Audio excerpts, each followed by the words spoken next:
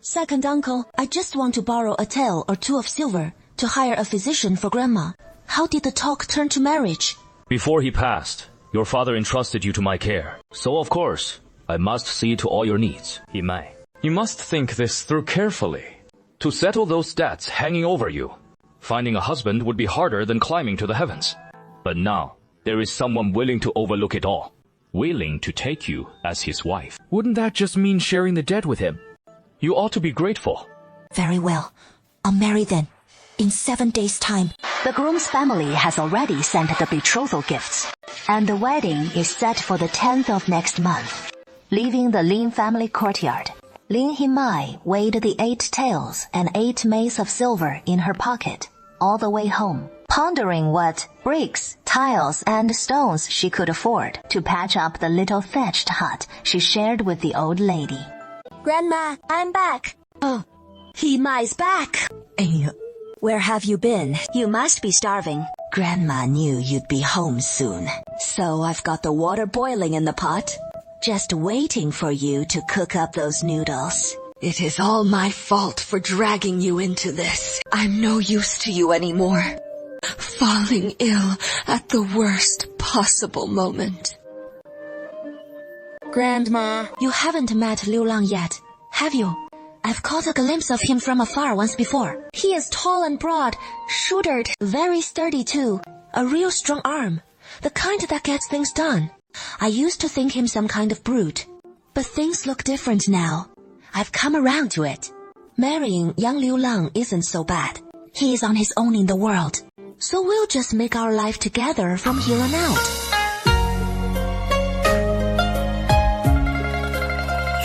This girl. You're soaked through and didn't even notice you've lost your handkerchief. Such a lovely little handkerchief. And if you realize it is missing, will you cry?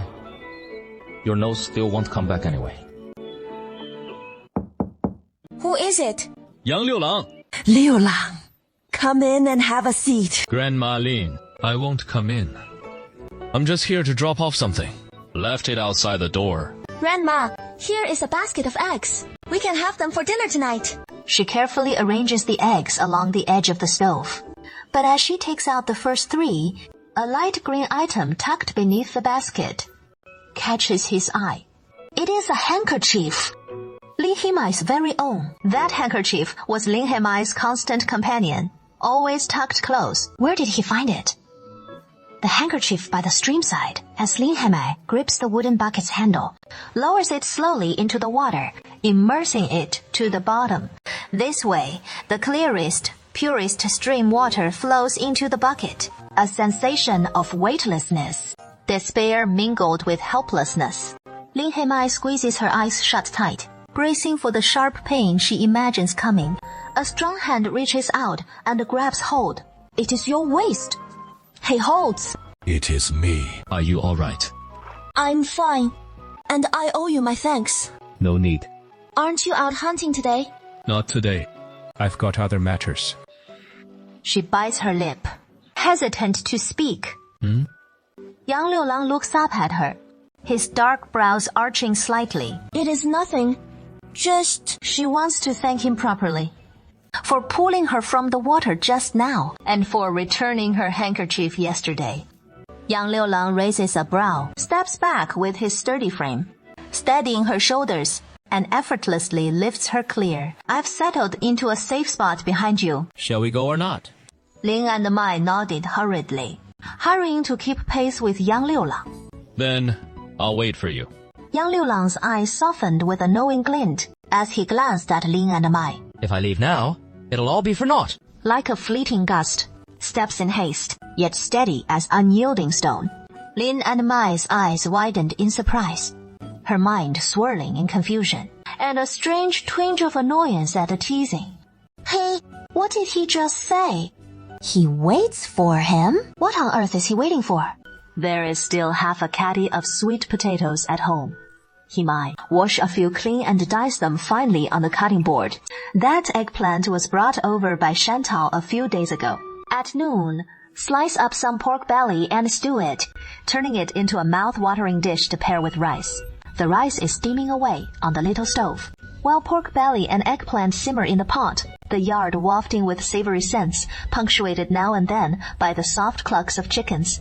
While waiting for the rice to finish, Hei pulls out a few paper packets from the inner room, each containing some seeds. They were bought by Grandma at the market before she fell ill. Onion seeds, eggplant, chili peppers, and spinach seeds. His hands keep busy without pause. Yet his mind wanders to many things. Once this plot is tended properly, in a few days he'll buy some sweet potato seeds to plant. Once Grandma's health picks up a bit, he'll venture to the distant hills or riverbanks to hunt some game. This morning, he bumped into young Liu Lang on the west side. Every gesture of his, every word and deed etched deeply into Himai's mind. Could this young Liu Lang actually be a skirt chaser, putting on that honest, straightforward front, all righteous and stern, yet summoning a girl to his house in the dead of night? He told her to wait for him that evening. But what could it possibly be? Nah, you must be hungry. Let's eat. Hima, you go ahead and eat. Nay, I don't care for this stuff. Nah, this is what I bought just for you. So please eat it. Otherwise, next time I'll have to go buy you some more. Himai. Don't just poke at it. Nay, just eat it. Nay. Nah, is it tasty? Of course. It is tasty, how could it not be? Woke up. What did you say? Young Liu Lang leaned in close to Lin Himai's mouth. Feeling a bit muddled. And now you've picked up cursing too. Liu Lang, Dr. Shi said he won't take any consultation fee, so please help me deliver this silver to him later. I've already settled the consultation fee, so no need to trouble yourself, Granny. How could I let you spend like this? Lin Hema is under my area of responsibility. It is only natural I take care of her. When Lin Himai woke up, it was already late into the night. This is what Liu Lang made specially for you.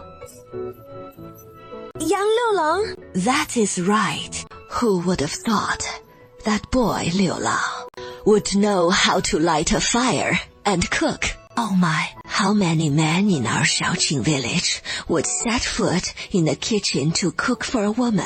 Liu Lang even made a special trip to Qinglu village to buy you 2 packs of pastries and told me to give them to you once you woke up. Lin Hemai gazed at the oiled paper, the pent-up frustration in her heart easing just a little. Grandma, when did he leave? He didn't leave until after dark. We shared the evening meal together. And the boys got real skill in the kitchen. The next morning, while Himai and Granny were preparing breakfast, a whole crowd of folks showed up in the courtyard. Leading them was Yang Liu. Let's set the things down here first. Once the lime is mixed, we can start at noon. Hey. I'll go fetch the water. You go too. Miss, please forgive me. That day I got held up with some urgent business, and only made it back home the next morning, which left you waiting miserably all night. So catching that cold, that is all on me, Liu Lang. Big brother Yang, I'm afraid you've misunderstood. I caught this chill from heading out to the West Creek for some fishing, not from waiting around for you. Yang Gui knows her place, and with my here, let me give you some friendly advice. From now on, it'd be wise not to get too cocky about things. The lady's spot on. It is my fault, Liu Lang's. I was too hasty. Hey, from here on out, young Liu Lang's got it made. With a sister-in-law as hardworking as you, and looks that could charm anyone. It leaves us single fellas downright jealous. Yang Gui blushed a touch, but played it off like she hadn't heard a word, pouring the water all the same. As noon drew near, young Liu Lang had his band of brothers keep at their chores, while he slipped home for a spell. This midday spread might have to trouble you once more. Don't touch the stores at home. I'll run back and grab some rice and meat. Your bit of meat's no great shakes anyway. Besides, I'm hardly ever home myself. So those goods would have gone stale sitting around too long. I'll head back right now and fetch them. In a bit, you and Grandma just whip it up, and we'll gorge ourselves silly. Young Liu Lang hauled back 3 or 4 pounds of white rice from home, along with a wind-dried ham hock and a skinned rabbit to boot. Why'd you bring so much? This'll feed us for days. Liu Lang, you crafty devil. You must have raided the whole larder. Did you really bring it all? Sister-in-law, he is lugging all the grub straight to your door. so he can come mooching meals off you from now on. You've walked right into his little trap. Why are you meddling in other folks' marriage? Next month, our sister-in-law-to-be is marrying Liu Lang. Won't they just be a proper couple? If she won't cook for Liu Lang, would she whip up a meal for a lazy slob like you? They're just easygoing by nature, so don't let it get to you. Liu Lang, you lucky dog. Who would have thought our sister-in-law's cooking was this tasty? If it is that good, dig in more. There is plenty left in the pot. Pay them no mind. That pack of hungry wolves. Time flies swiftly. When Qin finished sewing the last pair of shoe soles, it was also the day Hao Man was to be wed. On the day Hao Man was married off, clad in a fiery red bridal gown, she was as radiant as a phoenix soaring across the heavens. Young Liu Lang led the procession with horses and a bridal sedan, the welcoming party bustling with joyful clamor as half the village turned out to celebrate. She stepped into the flower-decked sedan amid the resounding gongs and drums.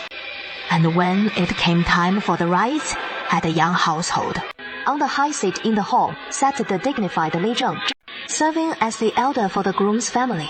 After completing the elaborate series of rituals, Hou Man was escorted to the bridal chamber. When the moon rose over the willow tips, the noisy revelry outside finally faded away. Unbeknownst to her, Hou Man had dozed off against the wall, and upon waking, she caught the soft click of the door and faint footsteps, which must have been young Liu Lang returning. A weighing rod gently lifted her red veil, revealing a pair of gentle, warm eyes before Hou Man. Feeling unwell. Then it must be something weighing on your heart. Why not share it with me? You've surely seen the betrothal contract between the Yang and Lin families, haven't you? Of course. The betrothal contract sealed years ago was kept in my family's home, and last month, I delivered it into Li Zheng's hands. Do you know what it says? It must reflect the hopes our parents held when they arranged this union, entrusting their wishes for our future. Wishing for harmony and deep affection between the wedded pair. Nothing more, nothing less. You know, I'm a daughter of the Lin family, and that my name is Hou Man. Isn't that so? Yet, I'm not the woman named in that contract as your betrothed, though I am indeed a daughter of the Lin family. The one who made that marriage arrangement with you back then was not my father, but my second uncle. I know all about it. The scheme to substitute my sister in the marriage to resolve the family's desperate crisis. This has already spread throughout Xiaoqing village. Since I've decided to marry you, how could I not know the truth about all this? Have you forgotten the words I once spoke to you? When you marry into the Yang family, once you step through the doors of our Yang household, you may live here in peace and security, no matter what you've done before. I vow to shield you from harm for the rest of your days. You know full well, this marriage was a reluctant substitute for my sister's sake. Yet, you needn't fret over it. These words from the heart I share with you are meant to assure you I'd never compel you to do what your heart resists. Though I dare not claim the title of a true gentleman, I'll never force upon you what troubles your soul. My queen, simply ease your heart and make this home your own.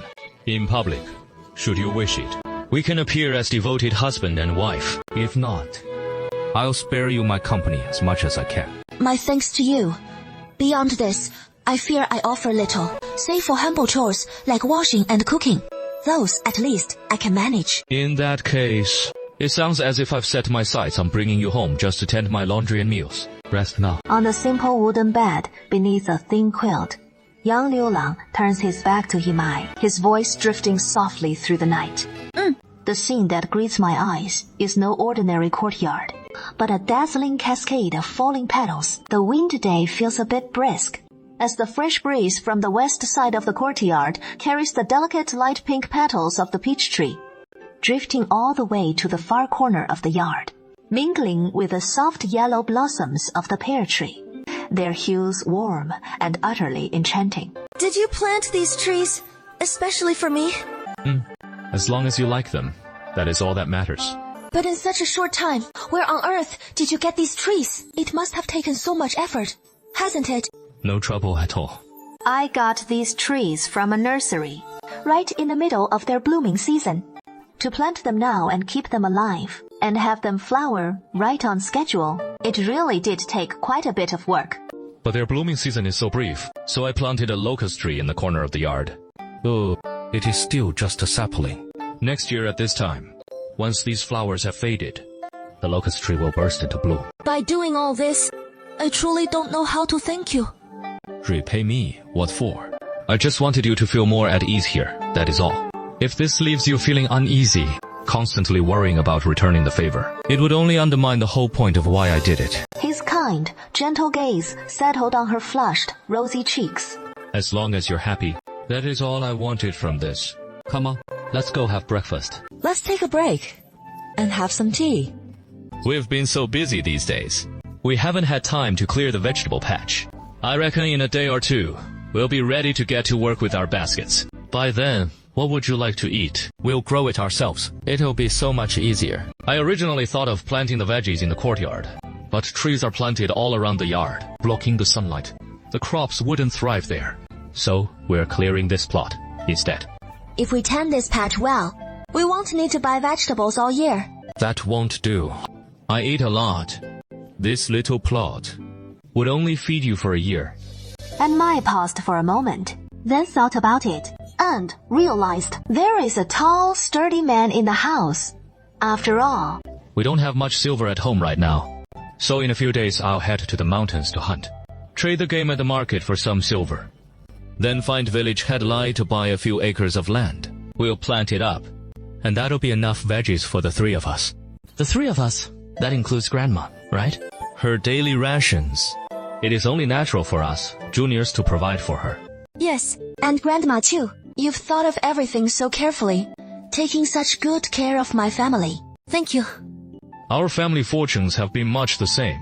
Living here like this. I'll look after them as best I can. Especially caring for Grandma.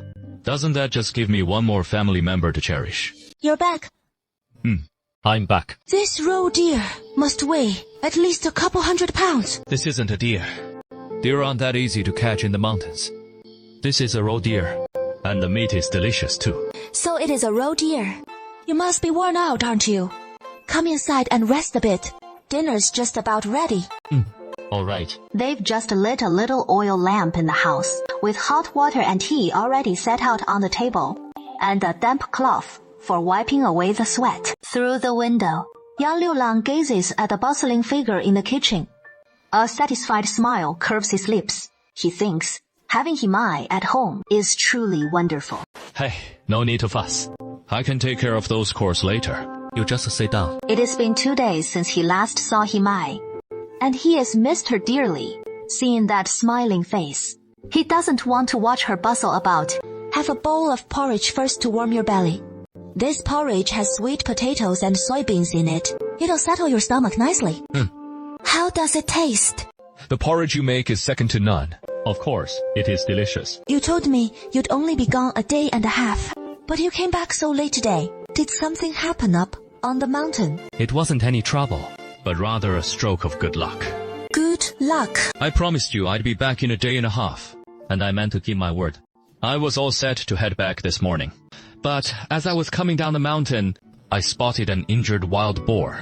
So, you bagged a wild boar too? Yeah, right on the hillside. There is too much to carry. I couldn't bring it all back. Early tomorrow morning, I'll get some helpers to fetch it. That is incredible. And you were only gone for 2 days. Yet, you bagged so much game. You're truly amazing. It wasn't quite noon yet. Yang Liulang and his 2 companions returned from the mountainside. This wild boar was hunted single-handedly by Brother Liulang. He is truly amazing. I always thought hunting in the mountains meant chasing rabbits and pheasants. I've never seen a wild boar this huge before. Brother Liulang is really something. This wild boar is way fiercer than any jackal, wolf, tiger, or leopard. Isn't it just a pig? How could it be fiercer than jackals, wolves, tigers, and leopards? This wild boar's hide is so thick, it doesn't feel a thing. And it runs lightning fast. But mostly it is dumb and clumsy. Even when wounded, it thrashes about wildly, making it mighty dangerous. Only after hearing Shamu's words did Himei realize the terror of wild boars. Keep your distance. Little sister. You should listen to Brother Liulang and step back a bit. Wild boars are awfully dumb. They'll eat just about anything. And when we got it open in a bit, if some unclean stuff spills out, we don't want to scare you. Only then did Himai understand Yang Liulang's good intentions, and she stepped back as instructed, joining Shan Kao and Lady Qin under the eaves to watch the spectacle. Help me boil some hot water. Sure. Such a massive wild boar! Brother Liu Lang is truly remarkable. But what is in that wild boar's belly? Who knows what unspeakable things are in there? Probably shit and piss and the like. I've never actually seen a pig slaughtered before. If you don't know, just don't know. But if you knew what this wild boar has been eating, you might lose your appetite for the boar meat later.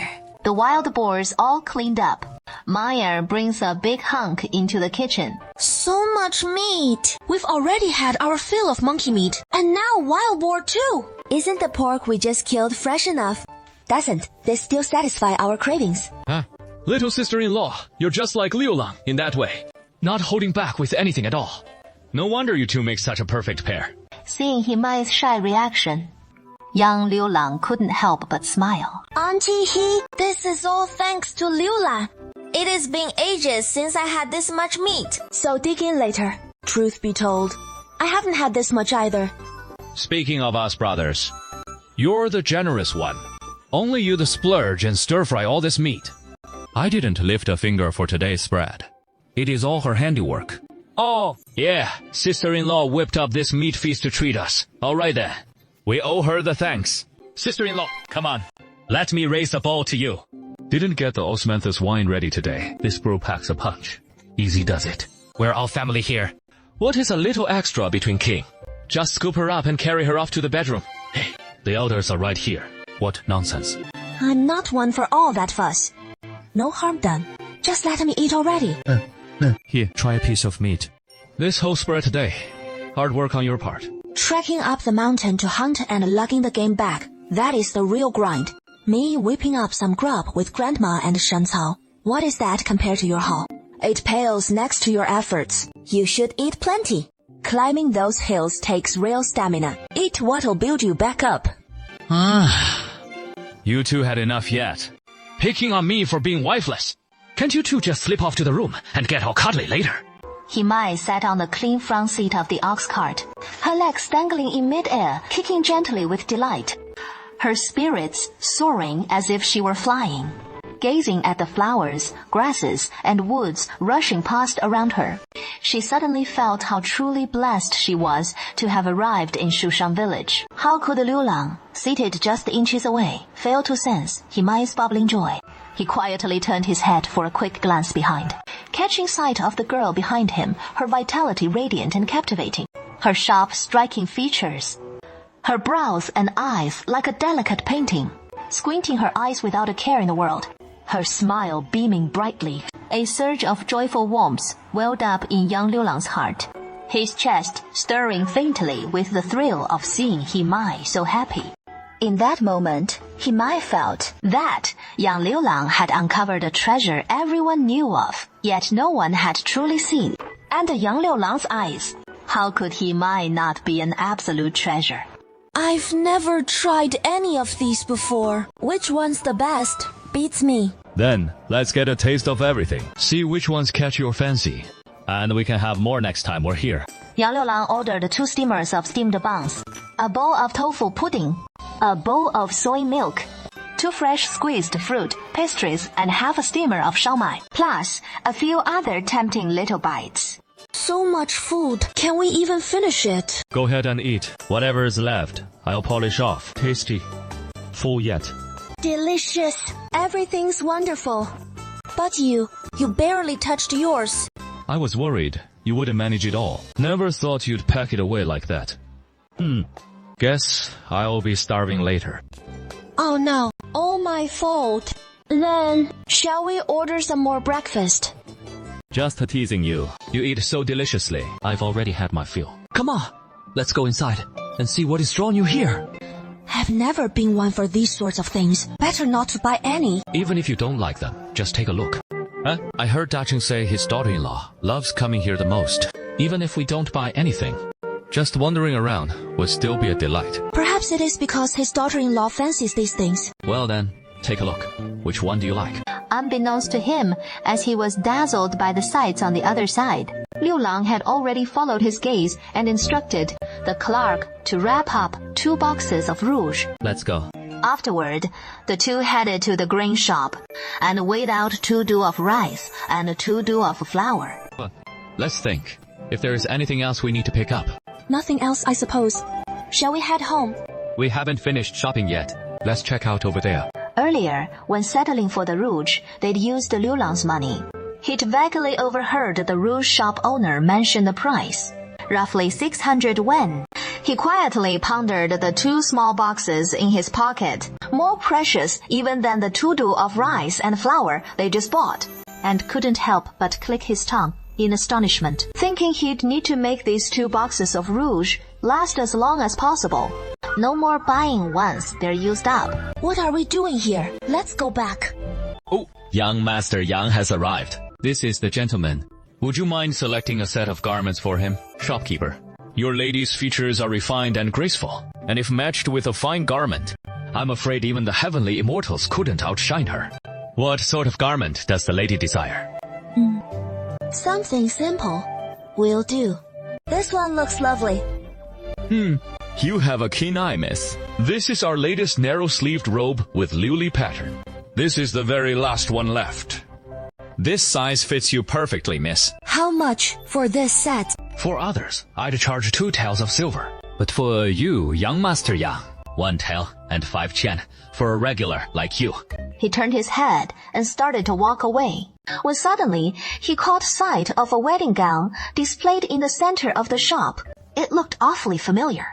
This was the very wedding gown that young Master Yang had purchased. And no doubt, when his wife wears it, she'll be a breathtaking beauty that turns heads everywhere. How much for this wedding gown? The price hasn't changed. Still 6 taels and 6 chen of silver. 6 taels and 6 chen. Ma'am bit her lip, her heart a swirl of tangled hesitation and quiet ache. Or maybe a flicker of joy. Which set catches your eye? The young lady takes a fancy to this narrow-sleeved flowing pattern skirt. Yang Liulang wrapped up the clothes, gently leading the distracted her out of the ready-made clothing shop. Then let's pick up some pastries, and we'll head back home. We've been rushing about since early morning, and now it is already midday. Are you hungry? Thirsty? Liu Lang, don't buy these things for me anymore from now on. It is not that you don't like them. I just think this outfit suits you so well.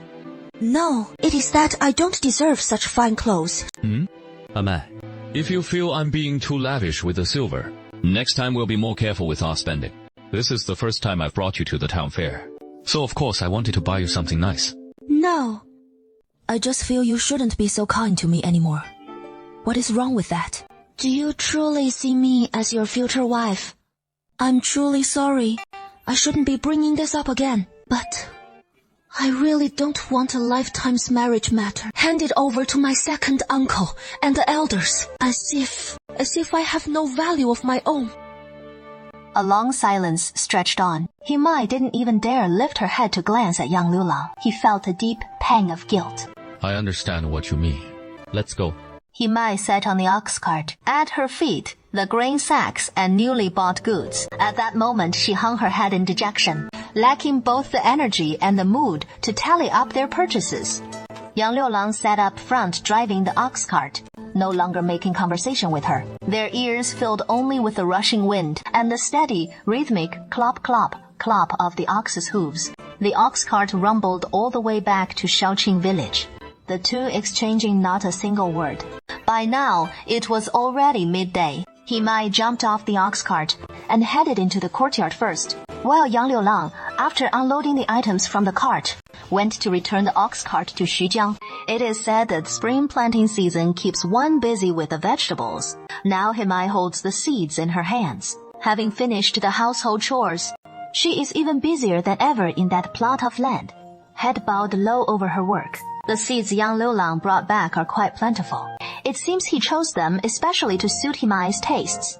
Eggplants, lettuce, persimmons, cucumbers, and fava beans, along with chili seeds. Before sowing the seeds, Himai fetches a basin of water and scatters it over the soil, letting the seeds settle quietly into the earth, then gently covering them with a fine layer of topsoil. All that is left is to wait 2 or 3 months for fresh, crisp greens to harvest.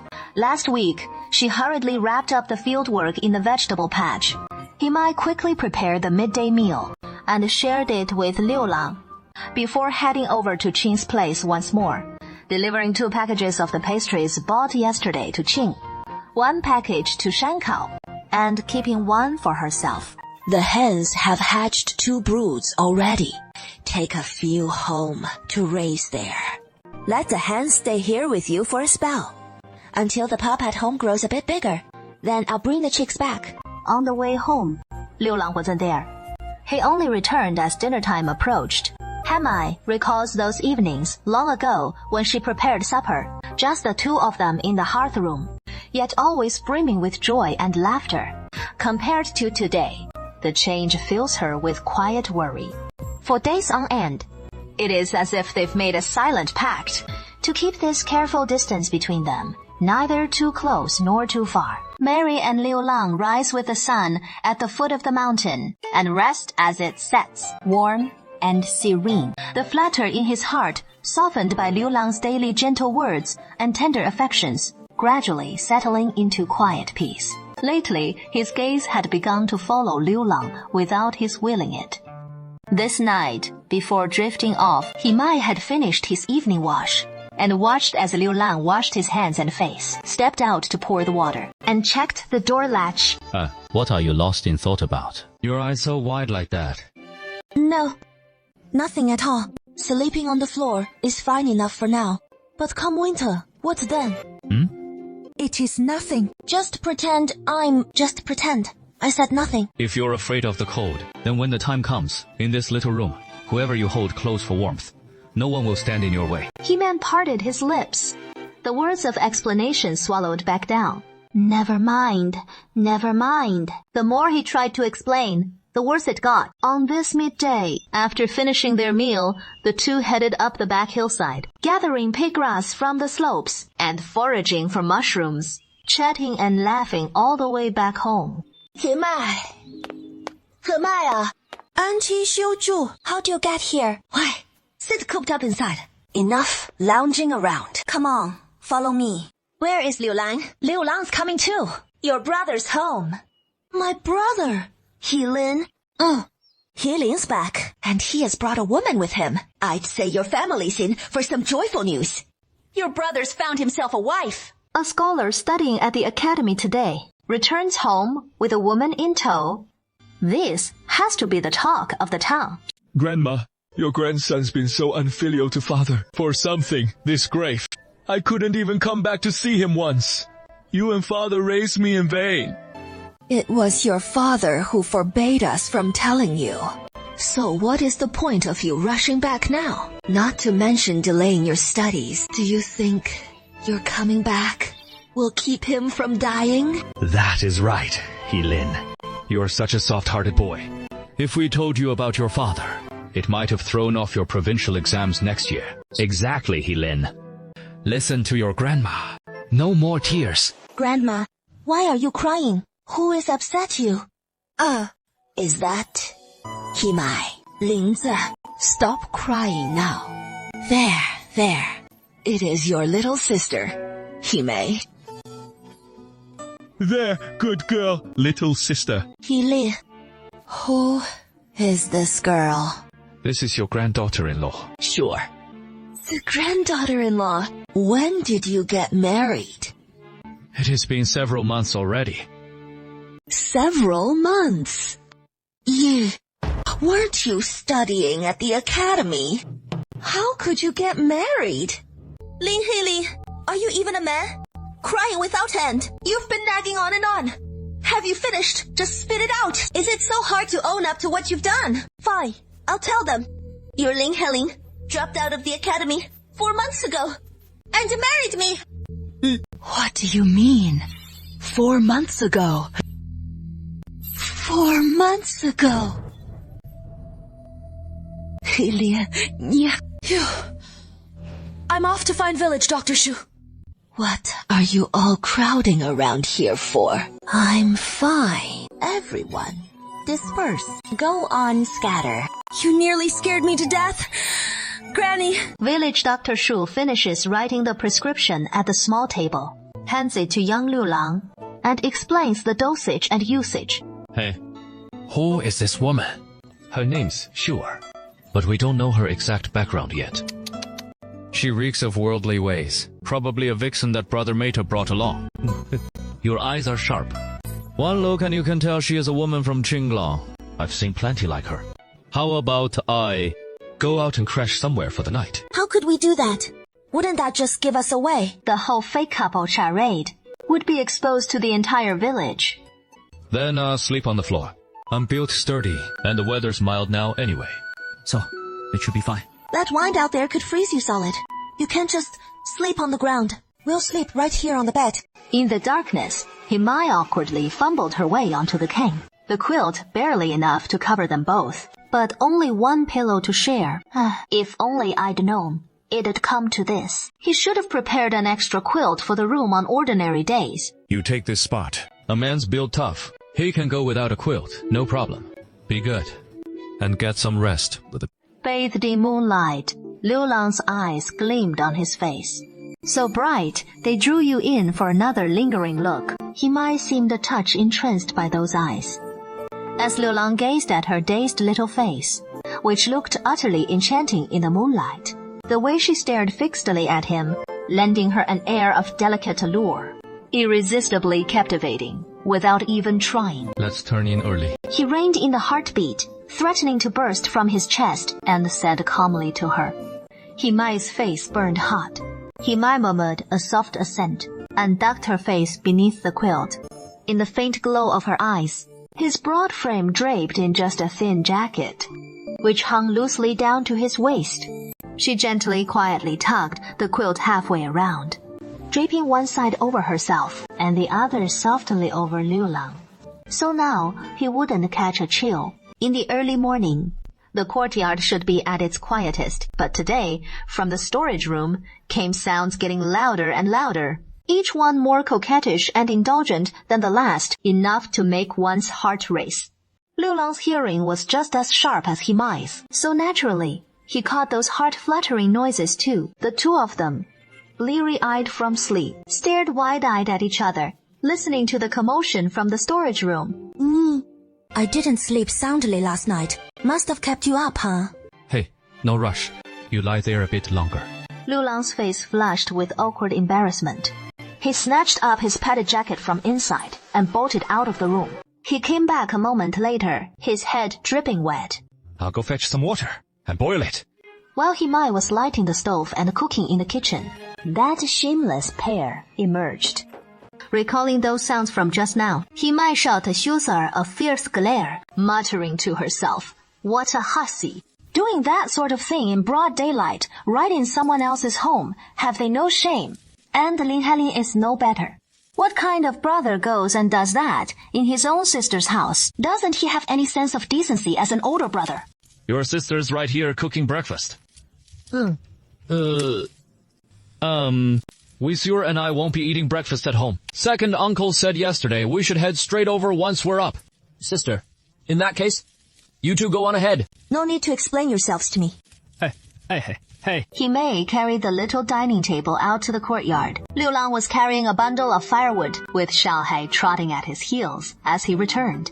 Hey, where is Heling? Gone to second uncle's. Looks like we'll be having porridge again for lunch. This porridge hits the spot.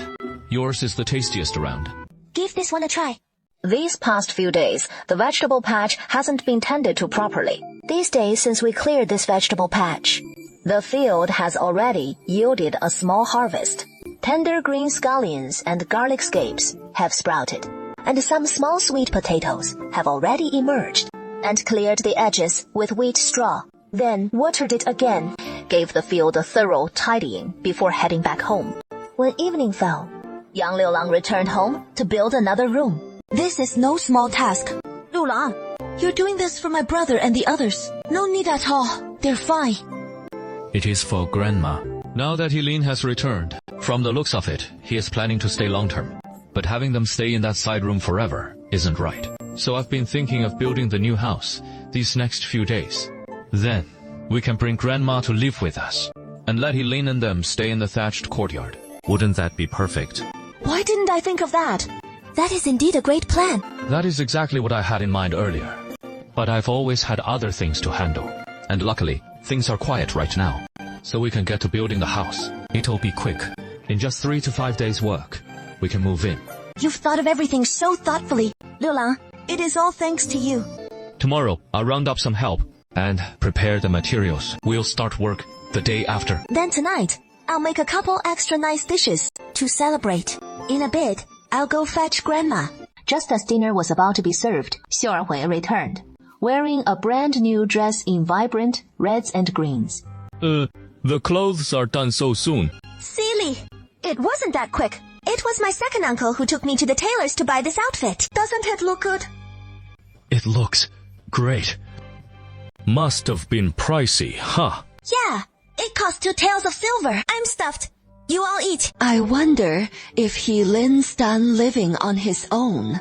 What are we going to do about the meals? Grandma, don't worry about it.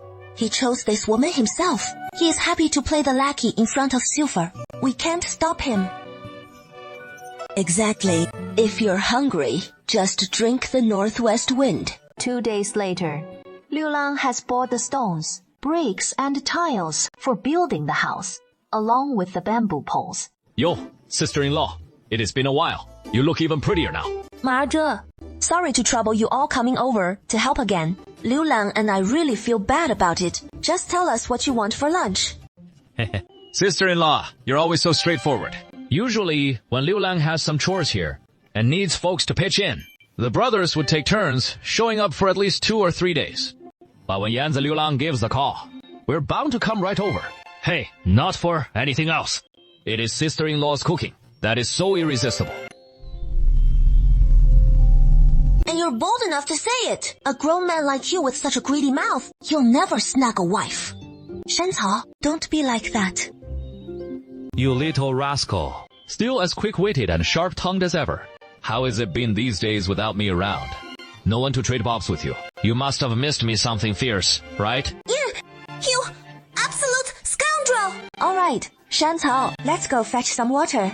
With all these folks at home today, we'll need to prep a bit more. The new room is being added onto one side of the shed. Adding the new room starts with laying the foundation. First digging out the loose soil from the yard, down to the hardpan layer, and replacing it with solid, heavy stuff like coarse sand-lime soil. Liu Lang got the best quality, coarse wheat husk soil. Where is your sister-in-law? Sure stepped out. She is not my sister-in-law yet. He-man. He-ma. Shan Cao's here too. Grandma, how'd you get here? It is all smoky and hazy over here. Didn't I just tell you to stay away? Oh, how are you 2 little gals supposed to keep up with all this? Building a house takes real muscle. And we've got plenty of young folks pitching in today. Oh, boy. Your little sister-in-law treats Liu Lang so well. Doesn't that affection just make us bachelors green with envy? Even dinner can't shut your trap. I'll be right in the house. A woman like that in the house. I'm afraid she'll dirty up my king. So don't fight me for it tonight. These 2 jackets are plenty for me to wear. Xu doused the lamp.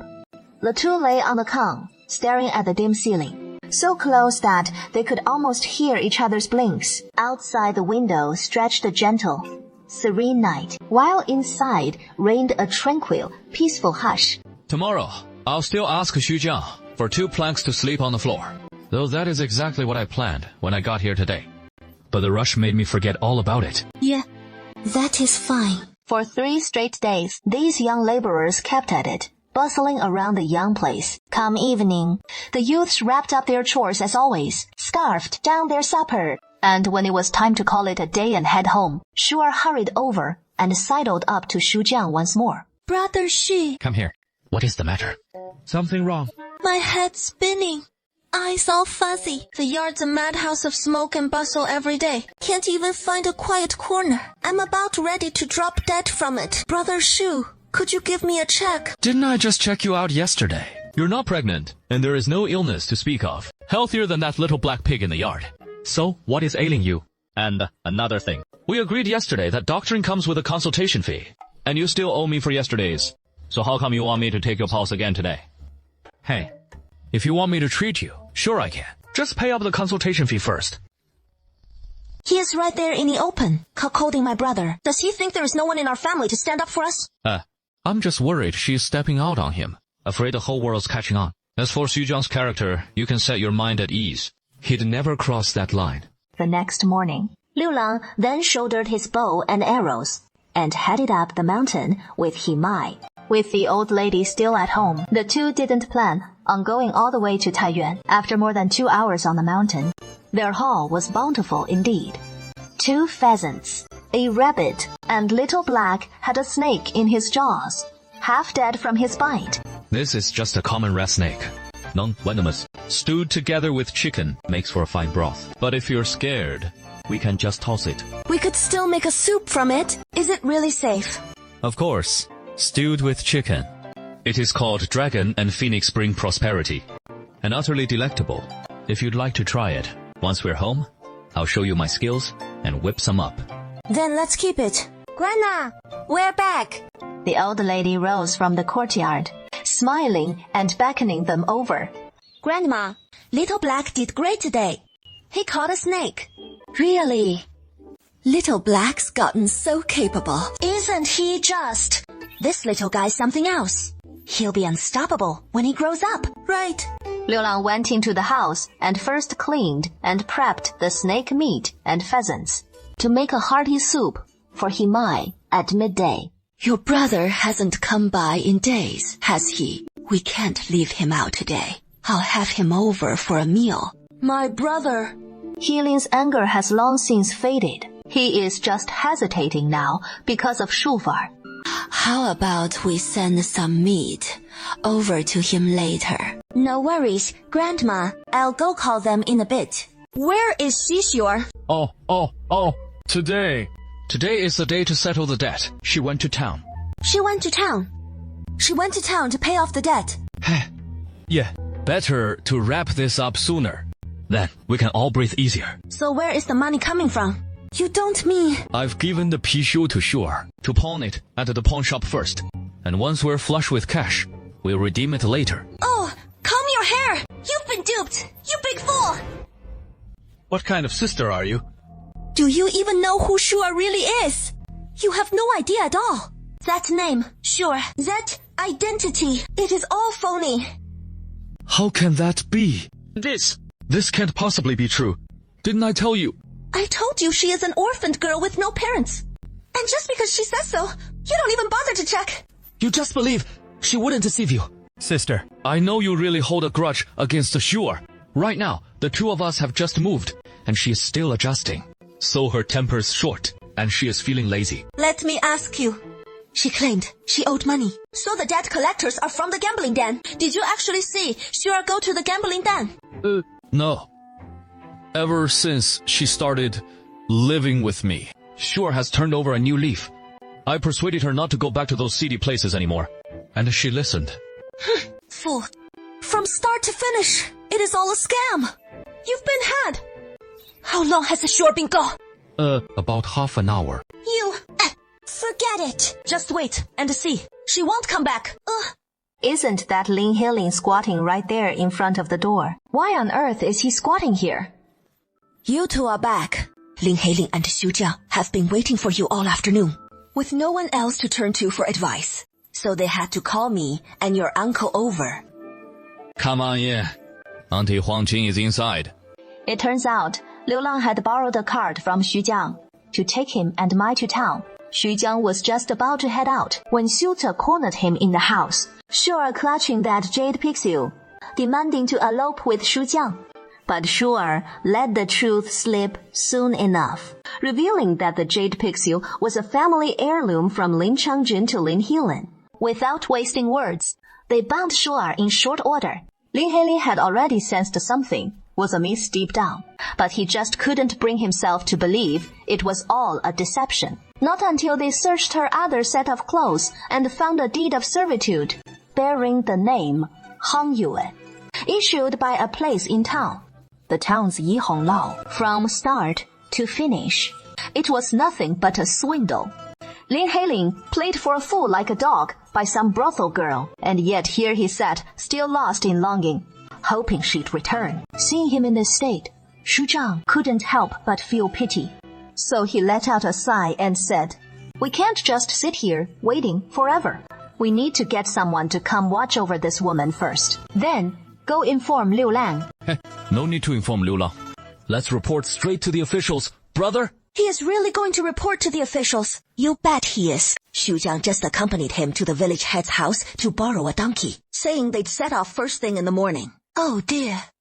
John, cut a Gordian knot. Now that is a real man's move. I was forced into this. All of this was something Lin Chengxi made me do. He even sent someone to tell Helin that I owed gambling debts, and had me seduce Helin, all to keep him from learning his father had died, just so he could swindle that ball out of him.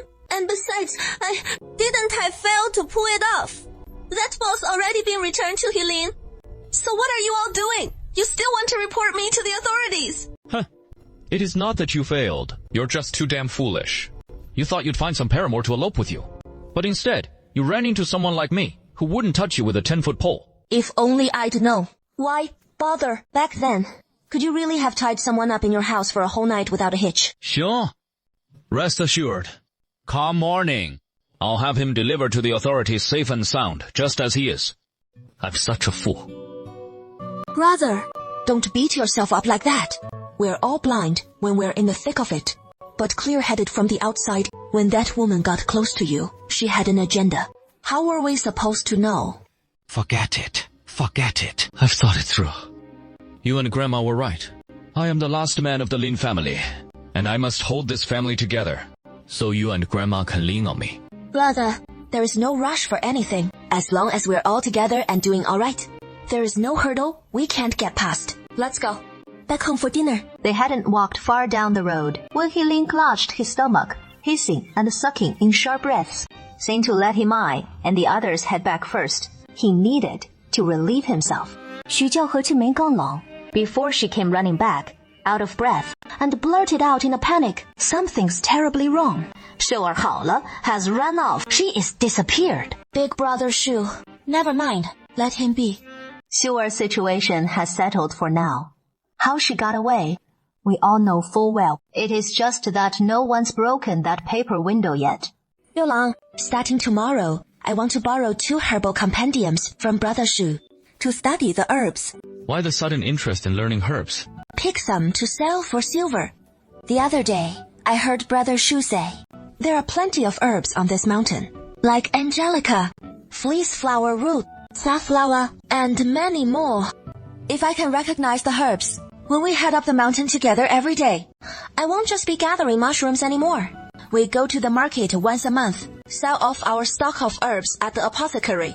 Won't that bring in some extra income? I need to pull my weight too, and contribute more. Relying only on your hunting, it is just too hard on you. No worries. Once we're back, I'll ask Brother Shu for the books, and we'll study them together. You'll help me too. Yeah. Anyway, when you head up the mountain, you always need me by your side. So if there is less herb spotting for me, what good am I? The sooner we save up the silver, the sooner we can move to town and get a big house for Himai. Right. Right. Actually, you're really telling me that even if I learn the herbs, I still can't go up alone, right? I can tell. Exactly. The mountain's full of dangers, so no going alone. Got it. As you wish. The day of the hunt, Himai prepared plenty of provisions for Liu Lang. Pancakes stuffed with layered pork belly, fragrant fluffy steamed buns, and a packet of mustard greens with shredded pork. For your hunt, don't pack too much. But if you're gone for 2 days, I'm afraid the food might not be enough. This time, I'm heading to a spot a bit farther out, and who knows, it might take a few days to get back. In a little while, you go pick up Grandma. Stay at home these next few days, and if anything comes up, just go find Xu Jiang. And one more thing, you're not to go up the mountain alone. Got it? Got it. There is nothing much for me here at home. It is you who needs to watch out for everything up there. Come back soon. Hima gazed at Liu Lang's receding figure for a long while, until it finally vanished into the shadows of the trees before she turned away, lost in quiet melancholy. These past few days without Liu Lang, Himai kept silent about it, but deep down, she couldn't stop worrying. Especially in the dead of night, when the courtyard inside and out bathed in moonlight, that serene quiet stirred the longing in her heart, letting it slowly take root, sprout, and creep like vines. Himaya counted on her fingers. And when she'd run through all the fingers on one hand, she could no longer sit still. Yang Liulang hadn't returned in 5 days. Liulang's no ordinary man. Mere wild beasts are no match. No prey has ever brought him down yet. Just wait one more day with peace of mind. If he doesn't come back tomorrow, I'll take the brothers up the mountain to find him. But on the 6th day, Yang Liulang still hadn't returned. This time, Xu Jiang could wait no longer. He headed to town and rounded up Ma Pu'er, Tian Dacheng and the others, over a dozen men in all, to head up the mountain and search for Liulang. This mountain's so vast, one peak after another, as far as the eye can see, endless ridges stretching on. Who knows in which hidden corner of these mountains Liulang's holed up right now? Who can say if he is midway up a slope, or at some peak, or tucked away in a cave? By midday on the 8th day, Xu Jiang and his group carried a man with blood streaking his face back down the mountain. Liulang had stumbled into a tiger's den, only to find himself trapped inside by 2 brown bears. He could have just fought off the 2 bears and slipped away unscathed. But then, while he was carving off the bear paws, the tiger came back. And so... Rest easy. Xu Jiang's got top-notch medical skills, and Liulang's wounds aren't life-threatening. Just cuts on his back and face. The other spots are fine. Sister-in-law, actually, hunters run into stuff like this all the time. It is just that this bear paw was too tempting this time. Any other day, Liulang would have known the danger, and ditched that bear paw in a heartbeat, slipping away without a scratch. Liulang, how is he doing? Any major injuries? He has lost a lot of blood. Passed out. But he'll pull through. Just, his face got messed up. Disfigured. Disfigured. Liulang's face is ruined. You'll still want him. Even if he turns into a mangy old bear, I still do. Liulang, I'm such a fool. You're such a fine man. How blessed it would be to be your wife, yet I turned you down. Liulang, will you take me as your wife? Just as Xu Jiang had foreseen, Liulang awoke in the wee hours of the morning. Liulang, you're awake. That is wonderful. How are you feeling? I'll fetch Xu Jiang right away. Yeah. You must be in terrible pain right now. I'll go get Xu Jiang for you. I'll be right back. Don't worry. This superficial wound is just a bit deeper, but your bones are completely unscathed. I've applied my golden sore medicine. In less than a month, the wound will form a scab, and then you'll be moving about freely again. That is a relief. Truly, heaven's grace. It is not entirely heaven's doing, though. If not for Liulang's quick reflexes and a strong constitution, he might have lost half his life. Yesterday, I told Sister Hima your looks are ruined, and asked if she still wanted you. Guess what she said? She said even if your face is scarred, it is no big deal. Even if you turn into a bear, a blind man would have to be a fool not to want you. Wasn't that just me joking? But my wife is no fool at all. Why are you grinning like that? Don't tell me you've got no wife, and have to find ways to envy us. Are you hungry? A bit. I'll go make some porridge for you. Porridge is ready. She brings it into the room, blows it cool, and feeds it spoonful by spoonful into Liulang's mouth. It is so much better to be home. Of course. This time, you really need to rest up properly. Being able to see you every day makes the wounds heal faster. Liulang, since you came back from the mountains this time, I've been thinking a lot. I think it is time we made some changes in our lives. Liulang's throat tightens. His breathing quickens. That hazy confession to my eye last night echoes word for word in his ears. Being a hunter is just too dangerous for you. Look, didn't you slip up this time on the mountain? I can't bear to let you go again. What if you run into more wild beasts? So we need to find another way to make a living. I was thinking, how about we start with a little street? Selling some simple eats. So that is what you meant. What else could it be? After all that talking, it is time to rest. Let's sleep. I'll keep watch over you. This time, they lie side by side on the same bed, with no awkwardness between them anymore. In the dead of night, Mei sleeps soundly. Liu Lang quietly entwines his fingers with hers, clasping it in his own.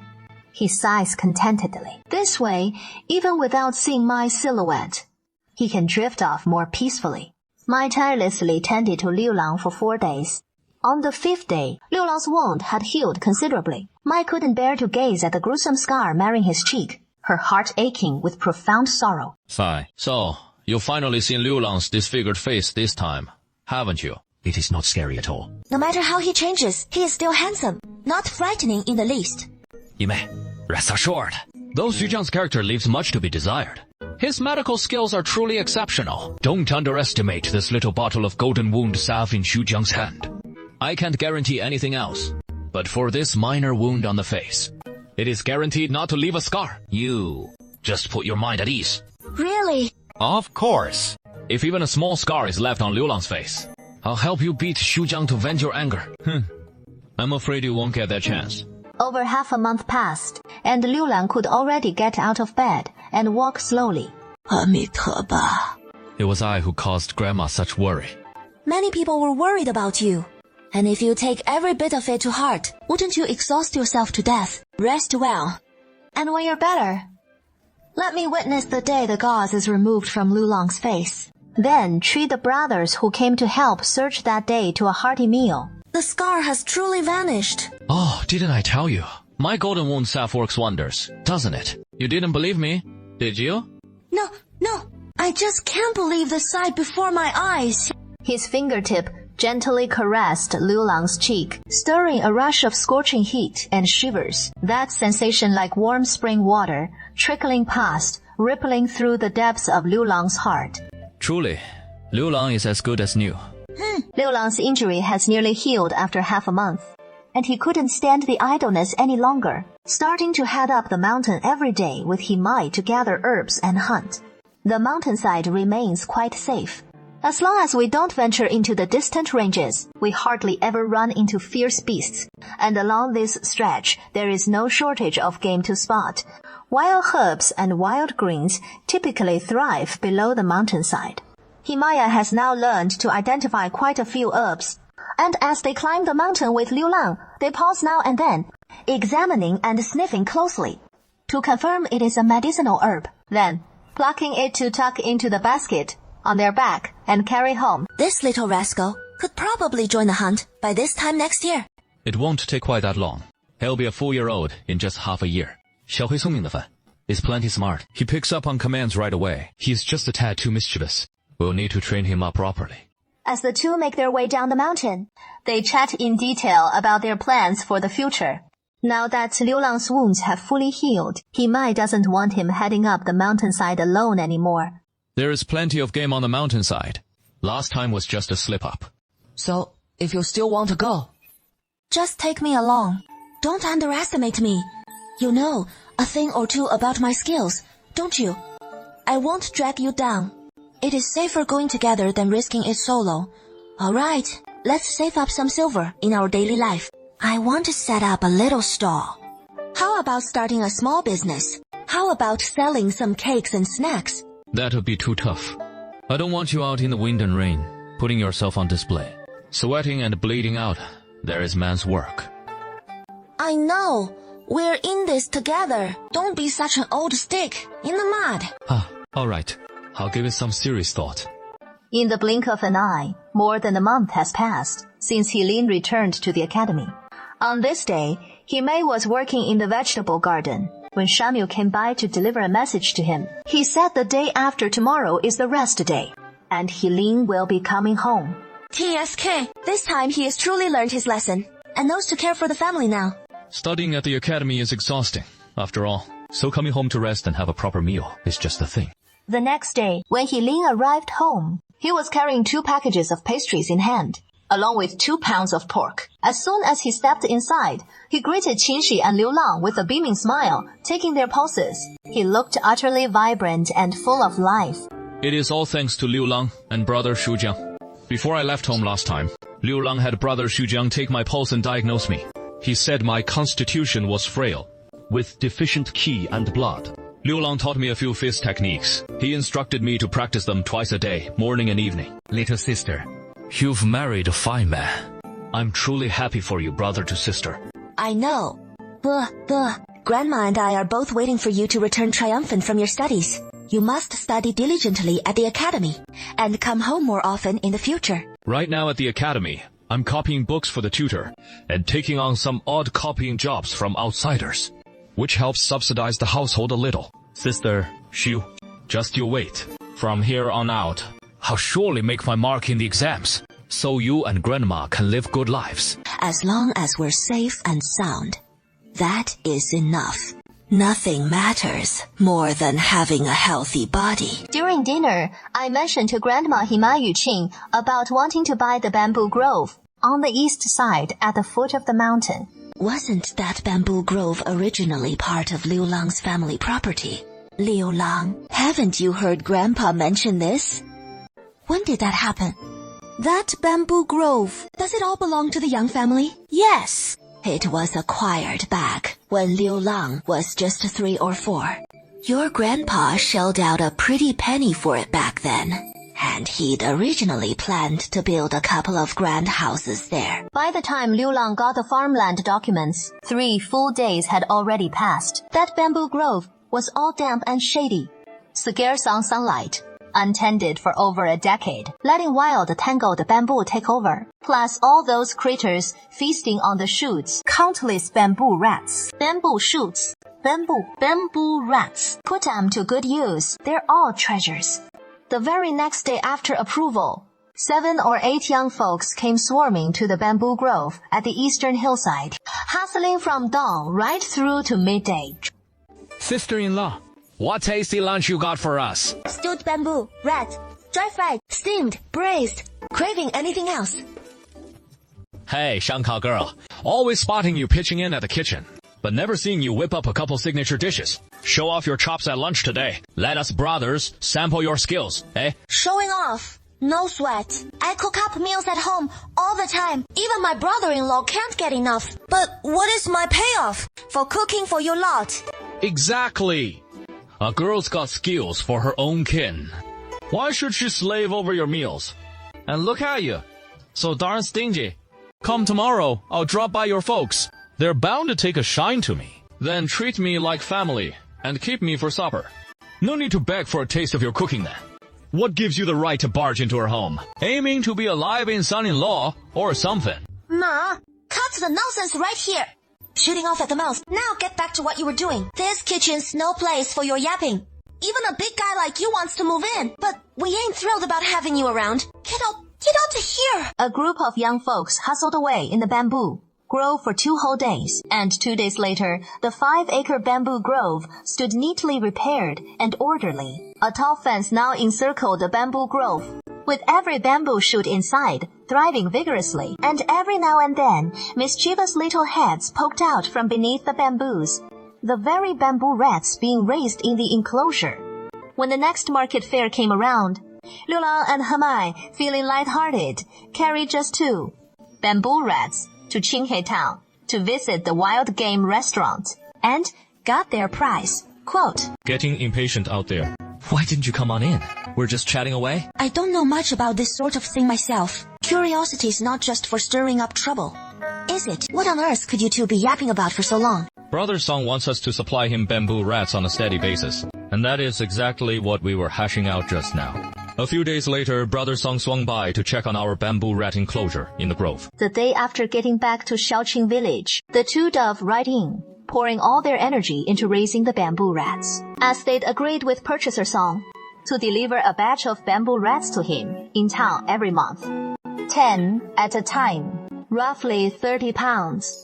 As for the price, Purchaser Song and Liu Lang had settled on 30 copper coins per pound, so Himai's daily highlight was simply mealtime that evening after dinner. He plopped down cross-legged on the bed, grinning ear to ear as he tallied up the silver in the copper chest. So far, between him and Liu Lang, they'd scraped together over 30 or 40 taels of silver. That silver included the haul from selling 6 bear paws at the Garden Tavern last time, plus the earnings from peddling wild boar and roe deer meat at Golden Abundance Garden. As the weather shifts swiftly from midsummer to early autumn, it is the prime season for hunting. In less than an hour on the trail, suddenly Little Black erupts into fierce, thunderous barks. Is it a bear? No. Not a bear. It is a musk deer. Musk deer. Little Black. Chase it down. Though the pair are masters of martial arts, with steady, lightning, quick footwork, even so, pursuing the fleet-footed beasts of the mountains is no simple feat. As that brown silhouette darts into view, Liu Lang's arrow whistles from his bow in an instant, sinking deep into the musk deer's neck. The shot! Strikes true! Let's go see. Well done. Little one, you've made your mark. Young Liu Lang flips the musk deer over in his grasp, probing carefully at its lower abdomen, and draws a small knife with a swift, decisive cut. What is this? Is it musk? This isn't filth. It is a priceless medicinal treasure. This journey hasn't been in vain. Who would have thought we'd stumble upon a musk deer midway up the slope? It is worth a fortune, too. It is pure gold. It is truly pure gold. We actually found it. Be careful. This mountainside might be riddled with traps. Right then, a massive net dropped from above, threatening to ensnare Himai. Liu Lang had no time to check if the hunting net held hidden weapons, and lunged straight toward Himai's body. Are you hurt? I'm okay. What about you? I'm alright too. It is all my fault. I've dragged you into this, charging ahead so recklessly, and now you're trapped with me. What do you mean, dragged into this? In the end, it was my promise to someone else that got us here. I never thought it'd leave you trapped like this. You always know how to comfort me. What are we going to do now? There is barely any room to move in this hunting net. As Himai turned, her face pressed right against Liu Lang's, their noses almost touching. No choice. We'll have to wait for someone to come by, lower us down, and untie the ropes. That is our only option. These leather cords will tighten more and more, so try to nestle into my arms. Otherwise, once they cinch tight, you won't be able to bear it. Himai curled up almost entirely in Liu Lang's embrace. Even though they shared a bed every night, they'd never been this close. Liu Lang, I want to ask you one thing. What? If you become very wealthy someday, and renowned, if that day ever comes, will you take many other women? A man as outstanding and handsome as you shouldn't be confined to obscurity. Such youth is rare, even in this world, if one day things turn out just as you imagine. If I, young Liu Lang, become wealthy and famous, I wouldn't find that at all surprising. But if that day arrives, the one by my side, young Liu Lang's, will still be you. That would truly be my greatest joy, little girl. Perhaps what I feel for you is that thing they call love at first sight. Love at first sight. You clearly had designs on me from the start. What do you mean by designs? You're far too careless with your words, you little rascal. It is protection. The night on Little Green Mountain was utterly deserted, with gusts of cold wind sweeping through, raising goosebumps all over their skin. Abang and Liu Lang stood frozen, unable to move. As the second watch drew near, Little Black, who had been circling at their feet, suddenly went on high alert, barking wildly into the shadowed woods. Those are wild dogs. No coyotes. Coyotes? What do we do? Our spot here is high enough up, so they can't reach us easily. But Little Black... From the darkness, a total of 7 coyotes emerged, closing in to surround Little Black's position. With 7 coyotes closing in around Xiaohai, Xiaohei stood fearless in the face of danger, bravely and fiercely clashing with the charging coyotes in a savage bite and tear. Xiaohei, run! They're ganging up on you with numbers. Get away! Quicker! The relentless wheel tactic left Xiaohai no moment to catch his breath, and soon his body was covered in wounds. The section of the net connected to the tree trunk that Xiaohei had cleverly weakened wasn't made of tough cowhide. So with one final swing from the branches, using all their strength, the knotted pot couldn't hold the weight of the two, and it came crashing down naturally. As the coyotes lunged at Xiaohei once more, the hunting net holding Liu Lang and Hima suddenly plummeted from above, smashing down hard onto one of the coyotes.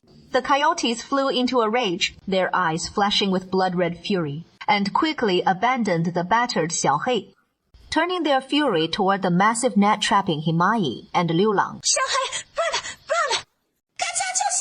Xiaohei limped to his feet, glancing at Himai's anxious face, then at the sharp knife gripped in Liu Lang's hand. As if he understood their silent plea, he turned and slipped into the underbrush. His gaze locked on the coyotes with their glowing green eyes. The two moved as one body, step, and speed in perfect sync, rolling straight toward the coyotes. With only 2 coyotes left to face them, Himei locked eyes with the coyote before him in a fierce, unyielding stare, and the beast visibly shrank back, howling all the while, before slinking away behind the trees. The last coyote stood alone, fighting desperately as Liu Lang and Himai launched their assault. This time, before it could close in, a dagger whistled from the net's ropes, slashing deep across its throat. The secluded grove at night, with biting gusts of cold wind. Jimai clung tightly to Liu Lang's body.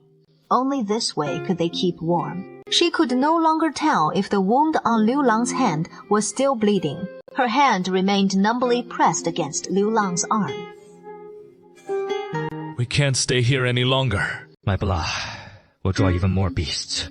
Your wound hasn't been tended to yet. If it gets jostled again, your arm will be ruined. Though skilled in pulse therapy, Jimai was no match for Liu Lang in strength. She could only grit her teeth and hold onto Liu Lang's arm, trying her best to cushion the jagged stones and broken branches with her own body. Liu Lang shielded Jimai's head, face, and waist with all his might. The impacts from the gravel and splintered wood were excruciating, yet he didn't so much as grunt. Before the two had rolled even 10 feet, Jimai sensed clusters of green eyes glowing in the darkness. Who would have thought this would be the final night of my life? Young Liu Lang's. The last moment of Yin Lang's life. She cast aside all thoughts of a lady's reserve and propriety, yearning only to embrace her faithful man in the closest of holds. Liu Lang suddenly rolled over, pinning his body firmly atop Ji Mei's, ensuring that even against the horde of wild wolves, escape would be impossible. As long as he shielded Jimai, letting the wild wolves tear him to pieces, they might just hold out until dawn. If we cannot live together, then let us die together. He struggled for his life, thrusting his head out from Liu Lang's arm, only to see a blaze of firelight erupt before his eyes. Right then, flaming arrows pierced the coyote skulls one by one, bodies and necks. Familiar voices called out from the shadows, shouting their names, rushing toward them. Leading the charge was Little Black. Howling and sobbing uncontrollably, the two were freed from the hunting net. And Xu Zhang helped Liu Lang sit aside before taking his pulse. He'll pull through. No major harm done. How about you? I'm fine. What about the wound on Liu Lang? His arm took a nasty hit from that coyote. Don't worry. I know my own body. Just that gash on my arm stings a bit more. The rest is nothing. Come on, let's head down the mountain first. We sure don't want to run into any brown bears, wild boars, or the like. You're carrying Liu Lang on your back. Can you keep going? The group made it down the mountain, where Xu Qiang gave Liu Lang a thorough check at home. Just some superficial flesh wounds. No damage to the sinews or bones. See, he can still move it. Don't move it around. Big brother, she said. That arm of yours will need 10 days or half a month to heal. A wound that deep, even without hitting sinew or bone, it has gotta hurt bad. How can you not take better care of yourself? All right. It is my fault. I won't move it. Promise. Sleepy and Mei Xin felt a warm glow in their hearts, obediently lying down and placing their little hand in young Liu Lang's. Come on, hop on and give it a try. I climbed down by myself. She tilted her head, beaming a playful smile at Liu Lang. Then with a swift kick, she flipped onto the donkey's back. Now trips to town will be so much easier for us, and we'll ride home on the donkey together in a bit. You're more comfortable on an ox cart anyway. Exactly. From now on, wherever you fancy going, just call on the little donkey to carry you there. But only if I come along. The donkey carrying the two of us, right? Yes. Amid bursts of joyful laughter, the couple picked up some pork and a few pastries at the market, loaded them onto the little donkey, and set off home at an easy, swing pace. All along the way, Mai rode the little donkey. Liu Lang led the reins, breezes whispering around them. The pair strolled slowly back to Shaoqing village. As they entered the village, they bumped into a few locals, each one wearing an envious glow on their face. That little donkey didn't come cheap. After all, looks like this young couple's really made it. Every morning after rising, neither could afford to sit idle. One would quickly boil the pigweed gathered the day before to feed the pigs, while the other fetched fodder for the donkey. Beyond the livestock pen, a hungry little black yawned in the yard, waiting for its meal. Now that they'd bought the donkey, Mai still had 62 tiles of silver to her name. That lump of musk, harvested from the musk deer, Liu Lang had shown it to Xu Jiang, and by market rates, it was worth at least 7 or 8 taels of silver. But musk was such a rare treasure, selling it off just like that felt like a real shame. So Liu Lang tucked the musk away, with no intention of taking it to the apothecary. Ordinary mornings are invariably the busiest, heading up the mountain to gather herbs and hunt. Then, after descending to the bamboo grove to till the soil and water the plants, feeding the bamboo rats kernels of corn and green beans.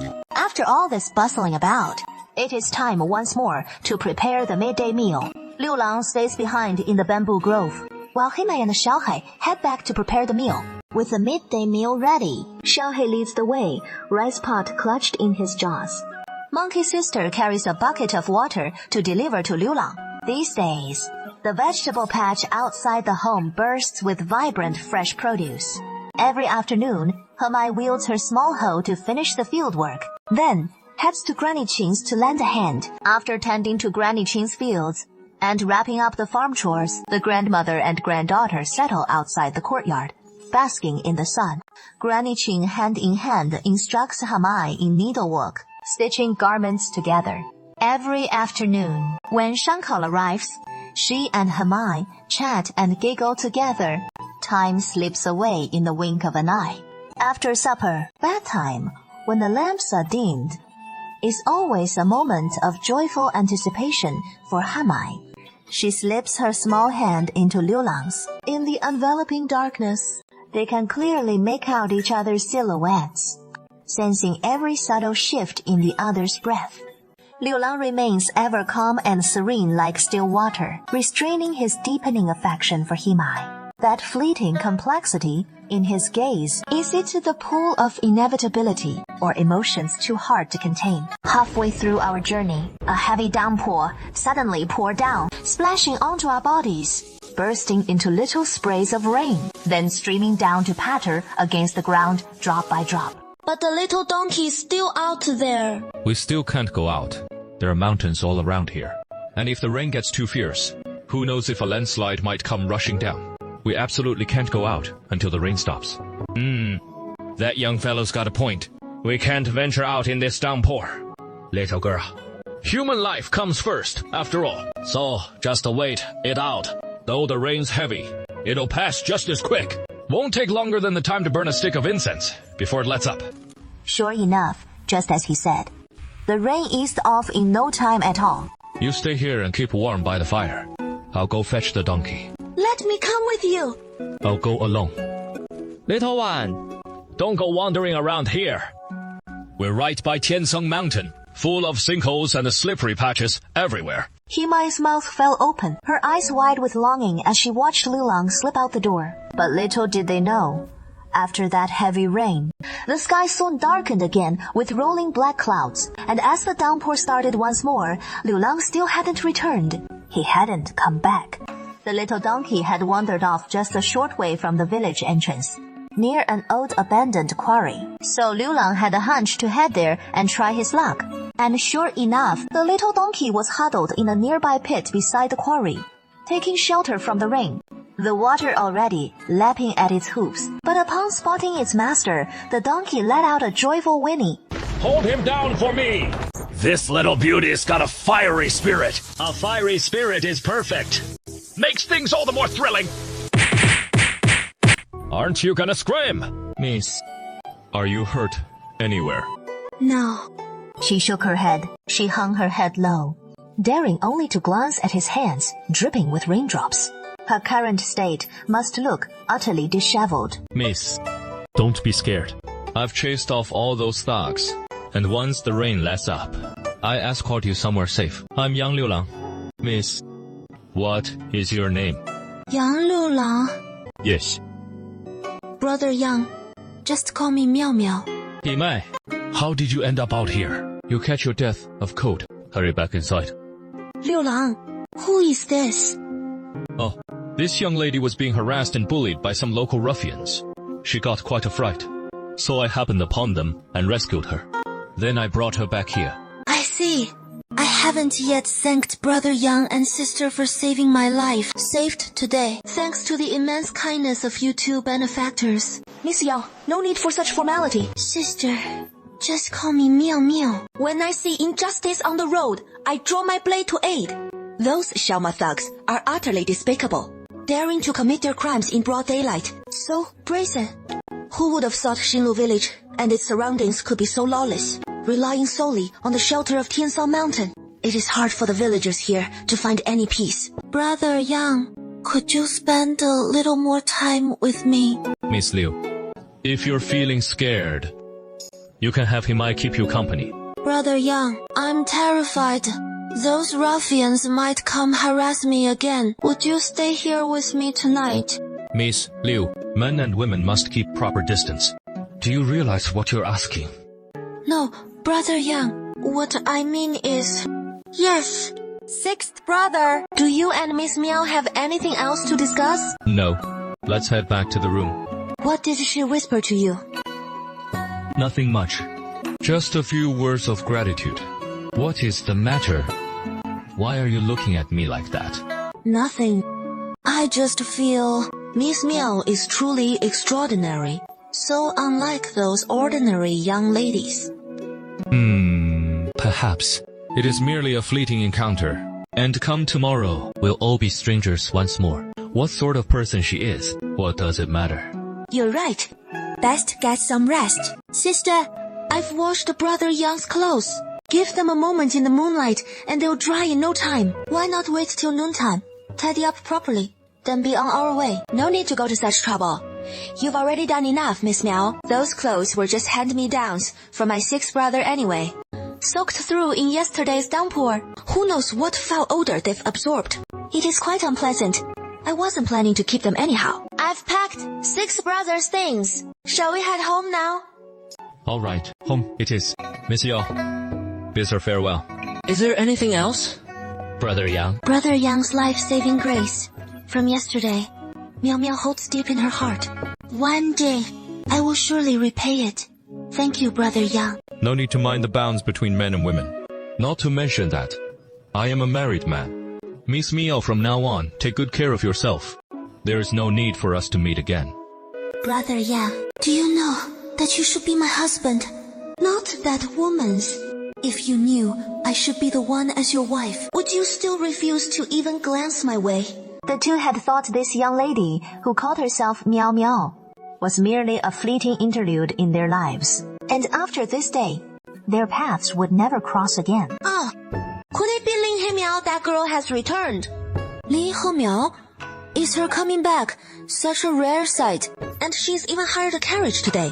This lass isn't anything special in our village, but over at Aunt Linger's family home. She is a real treasure. It turns out Lin Hemiao's uncle was just a lowly clerk in town, with no real rank to speak of. Then somehow, Lin Hemiao caught the eye of some wealthy young master in town, who pulled the strings to get her uncle promoted. Now her uncle's thriving, making waves everywhere. and every time Lin Himiao visits the village, they insist on picking her up to stay at the maternal home for a spell, then sending her back in style with a carriage. And she is still her uncle's great benefactor. But Lin Himiao certainly knows how to work her connections. Quite the clever one. I heard from Changxun that Lin Himiao in town never mingles much with folks from our village, but rubs shoulders with all those young lords and ladies from town. Himai, this is your sister, Lin Himiao. Himiao, this is your elder sister from the eldest uncle's family. Himai, Lin Himiao, you've met your sister before. Sister. Speaking of which, we really do have a fateful connection. We actually met once before. I even said we'd meet again someday. And here we are. You knew who I was all along. So why did you keep your true identity hidden? Sister. I have heard your name before. It is true, but things were so chaotic back then. How could I possibly remember what you said? To be honest, I was in the wrong. I should have given my full name, not just a nickname. What does it matter, full name or nickname? It is all the same. A young lady traveling alone must always stay on guard. There is nothing wrong with that. Sister, Brother Yang, then I'll take my leave for now. Meow meow. I'll come visit you another day. I never imagined she was Lin Himiao. What were they here for just now? He came with his father, just to thank me, and get acquainted along the way. What is this? He must think I'm a complete fool. That I know nothing at all. While he knows every detail. He knows exactly who you and I are. He was just toying with me the whole time. Why get so worked up over it? Even if it is Lin Himiao, so what? We hardly ever interact with second uncle's family anyway. As for the things second uncle's family has done, we know all too well in our hearts. Some things even grandma might forgive, but you never will. Isn't that right?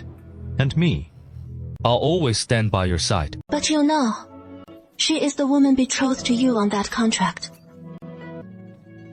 What does it matter? You, my dear girl, just because of this, you're feeling down. I'm quite upset about her return. But we can't just chase her away. We have no right to do that. Silly girl. Why do you let something so trivial trouble you? If I had truly wished to wed the woman named in that betrothal contract, why would I have waited until after meeting you? You're treating me like some mere replacement, as if I'm just a stand-in for the original bride. Then let me tell you plainly, even without that betrothal contract, once I set my heart on you, I would marry you all the same, no matter who you might be. For you are simply you, the one I cherish above all others. Brother Yang, it was I who was destined to be betrothed to you, not my sister. Even though you first wed my sister, you are now a married man. Why do you treat me with such cold indifference?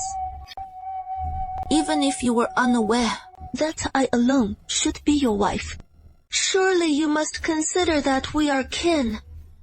Brother Yang, are you even listening to my words? Could it be that you feel no regret at all? In what way do I fall short of my sister? I am versed in poetry and classics, and of course, my countenance is no ordinary one. The name on the betrothal contract was not Himai, but a woman named Lin Himiao. This I have known for ages. The woman I wish to wed has never been the one inscribed on that contract. Had Himiao not been substituted for in that marriage back then, I would still have sought a way to take her as my wife. Brother Yang, I can't believe there is anything special about Lin Himiao. What makes her so worthy of all your affection? She is nothing but the illegitimate daughter uncle brought home from outside. How does she measure up to me in any way? You ought to show Himai a little more respect. She is your sister after all. Even if she has 1,000 charms and 10,000 graces, you'll still owe me an answer. What is it that is so wrong with me? Why are you always so distant and cold toward me? You're flawless in every regard. It is just that, no matter how lovely you are, in my eyes, you're just someone who doesn't matter. Don't squander all your devotion on me. It is a futile endeavor. Just go. Brother Yang, let me ask you one final question. If the one destined to marry you were me, would you cherish me as tenderly as you do your sister? If I had never crossed paths with Himai, I would never marry at all. Even if your name were inscribed on that marriage certificate, I fear my heart would remain unmoved all the same. Tears cascaded from her eyes. She turned away, bit her lip, and fled the courtyard. What is wrong? Little sis, Are you cold? I'm going to fetch a quilt. but little sis, let out a soft hum. All the blood in Liu Lang's body seemed to rush straight to his head, stunning him in an instant, leaving him frozen, unsure what to do. Perhaps because she'd lingered in the kiss too long, her face had gone a bit stiff, so she tentatively eased her lips away. But Liu Lang wouldn't let her go. His large hand cradled the back of her head, and his lips pressed in. His fervent lips carried a searing warmth, a sensation worlds apart from Himai's earlier innocence. The lips beneath his were softer than fresh tofu, sweeter than blooming flowers. Liu Lang fought to hold himself back, prolonging this burning kiss without letting it go too far with Himai. Little one, what were you just doing?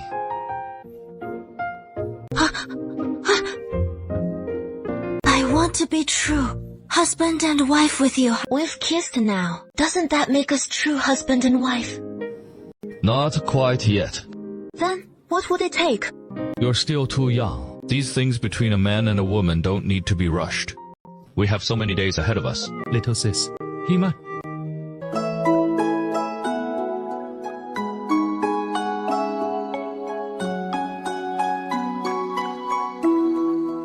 Since Lin Hemiao left Xiaoqing village, Himai's days have been utterly relaxed and joyful. These days, Liu Lang and Xu Jiang have nearly finished building the irrigation canal for the bamboo grove on the eastern hillside, channeling water from the Changqing River's tributaries through bamboo pipes straight into the grove. Meanwhile, the bamboo rats have been relocated to another enclosed bamboo area, which Liu Lang designed with special care, on the sunny side of the slope, keeping it warm and sheltered. Time flies, and soon it was the 11th lunar month. The farmyards in this winter season, filled with a warm and harmonious atmosphere in every home. Now is the farming off-season, when the strong laborers from every household return from the fields, spending their days at home with Himai. Himai! Brother Shu, what is wrong? I was just chatting with Liu Lang outside the house. This dumb rabbit just ran right into my feet. Just like old times. Now we've got an extra dish for dinner tonight. This morning, I was just telling Liu Lang how Brother Shi was craving stir-fried rabbit. Perfect, Brother Shi. So tonight, we'll have that stir-fried rabbit for dinner. Sounds good. And if we could add a plate of scrambled eggs with green onions, that'd be even better. What is so difficult about that? On this trip, I'm afraid it might take a year or more before I can return. Have you thought this through? Without me here beside you, if you need to look into anything, you won't have Wang Shula to cover for you and keep things under wraps, or Da Cheng and Meyer to help out. You don't need to worry about that. But if there's any progress, make sure to tell me right away. Definitely. But I have to say, I didn't see this coming. That you'd go this far for Himai, sending me off like this. The original plan was to leave much later than this.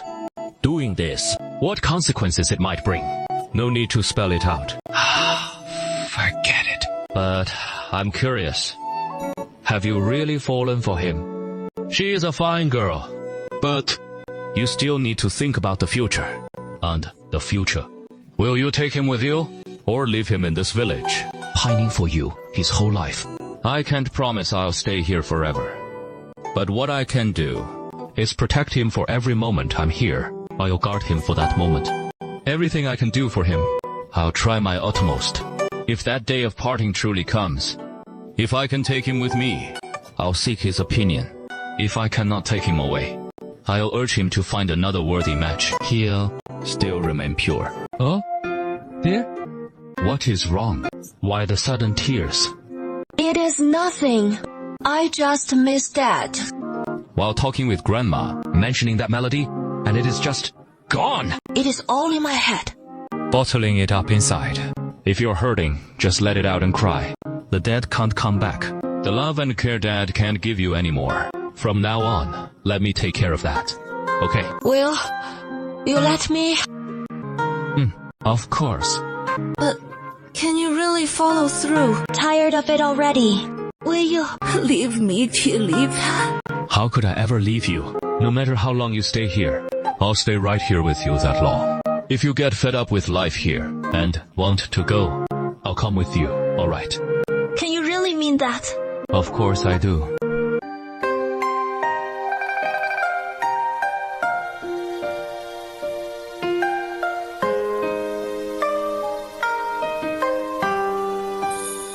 That night, Heimai drifted off to sleep in a haze. By the next morning, she had come down with a high fever. 六郎，六郎，六郎。 Heimai's murmurs trailed off, her brows twitching faintly, before she slipped back into deep slumber. Early the next day, Qin Shi arrived, bearing porridge and rice. Heimai stirred awake, yet still felt frail. She rose quietly. Today, I'll stay by your side all day, not going hunting. What about Zhu Ling? Xujiang's got it covered, so don't trouble yourself with it. I've seen to everything. Liu Lang indeed stayed home with Heimai the whole day, and by afternoon, her spirits had lifted considerably, though she still seemed wistful and downcast. Liu Lang, will you stay with me to watch the peach blossoms bloom in the courtyard next year? Peach blossoms blooming. What is so impossible about that? Of course, I'll be there. And the year after? I'll be there too. What about that pagoda tree in the courtyard? It'll bloom the year after. Will you stay with me? Pagoda trees take 2 or 3 years to flower, so it might not happen next year. Then we'll wait until this one blooms. Will you watch it with me? Why wouldn't I? Of course I will. That is your promise to me, even if it might not hold. Of course. It is what I promised you, and I'll keep it. A few days later, Helene came home for a visit, his hands brimming with gifts for everyone in the family. A small brazier for Qin to warm herself by in winter, a bundle of fragrant incense for Heimai, and a pair of rabbit fur gloves for little Liu Lang. These next few months before the new year, I'm afraid I won't be able to come back, as the Academy's cores are piling up, even on ordinary days for tomb repairs. Folks come asking us to pen letters for them, and plenty more seek out calligraphy or paintings. With all these tasks at the academy, you never mentioned them before. But isn't the new year almost upon us?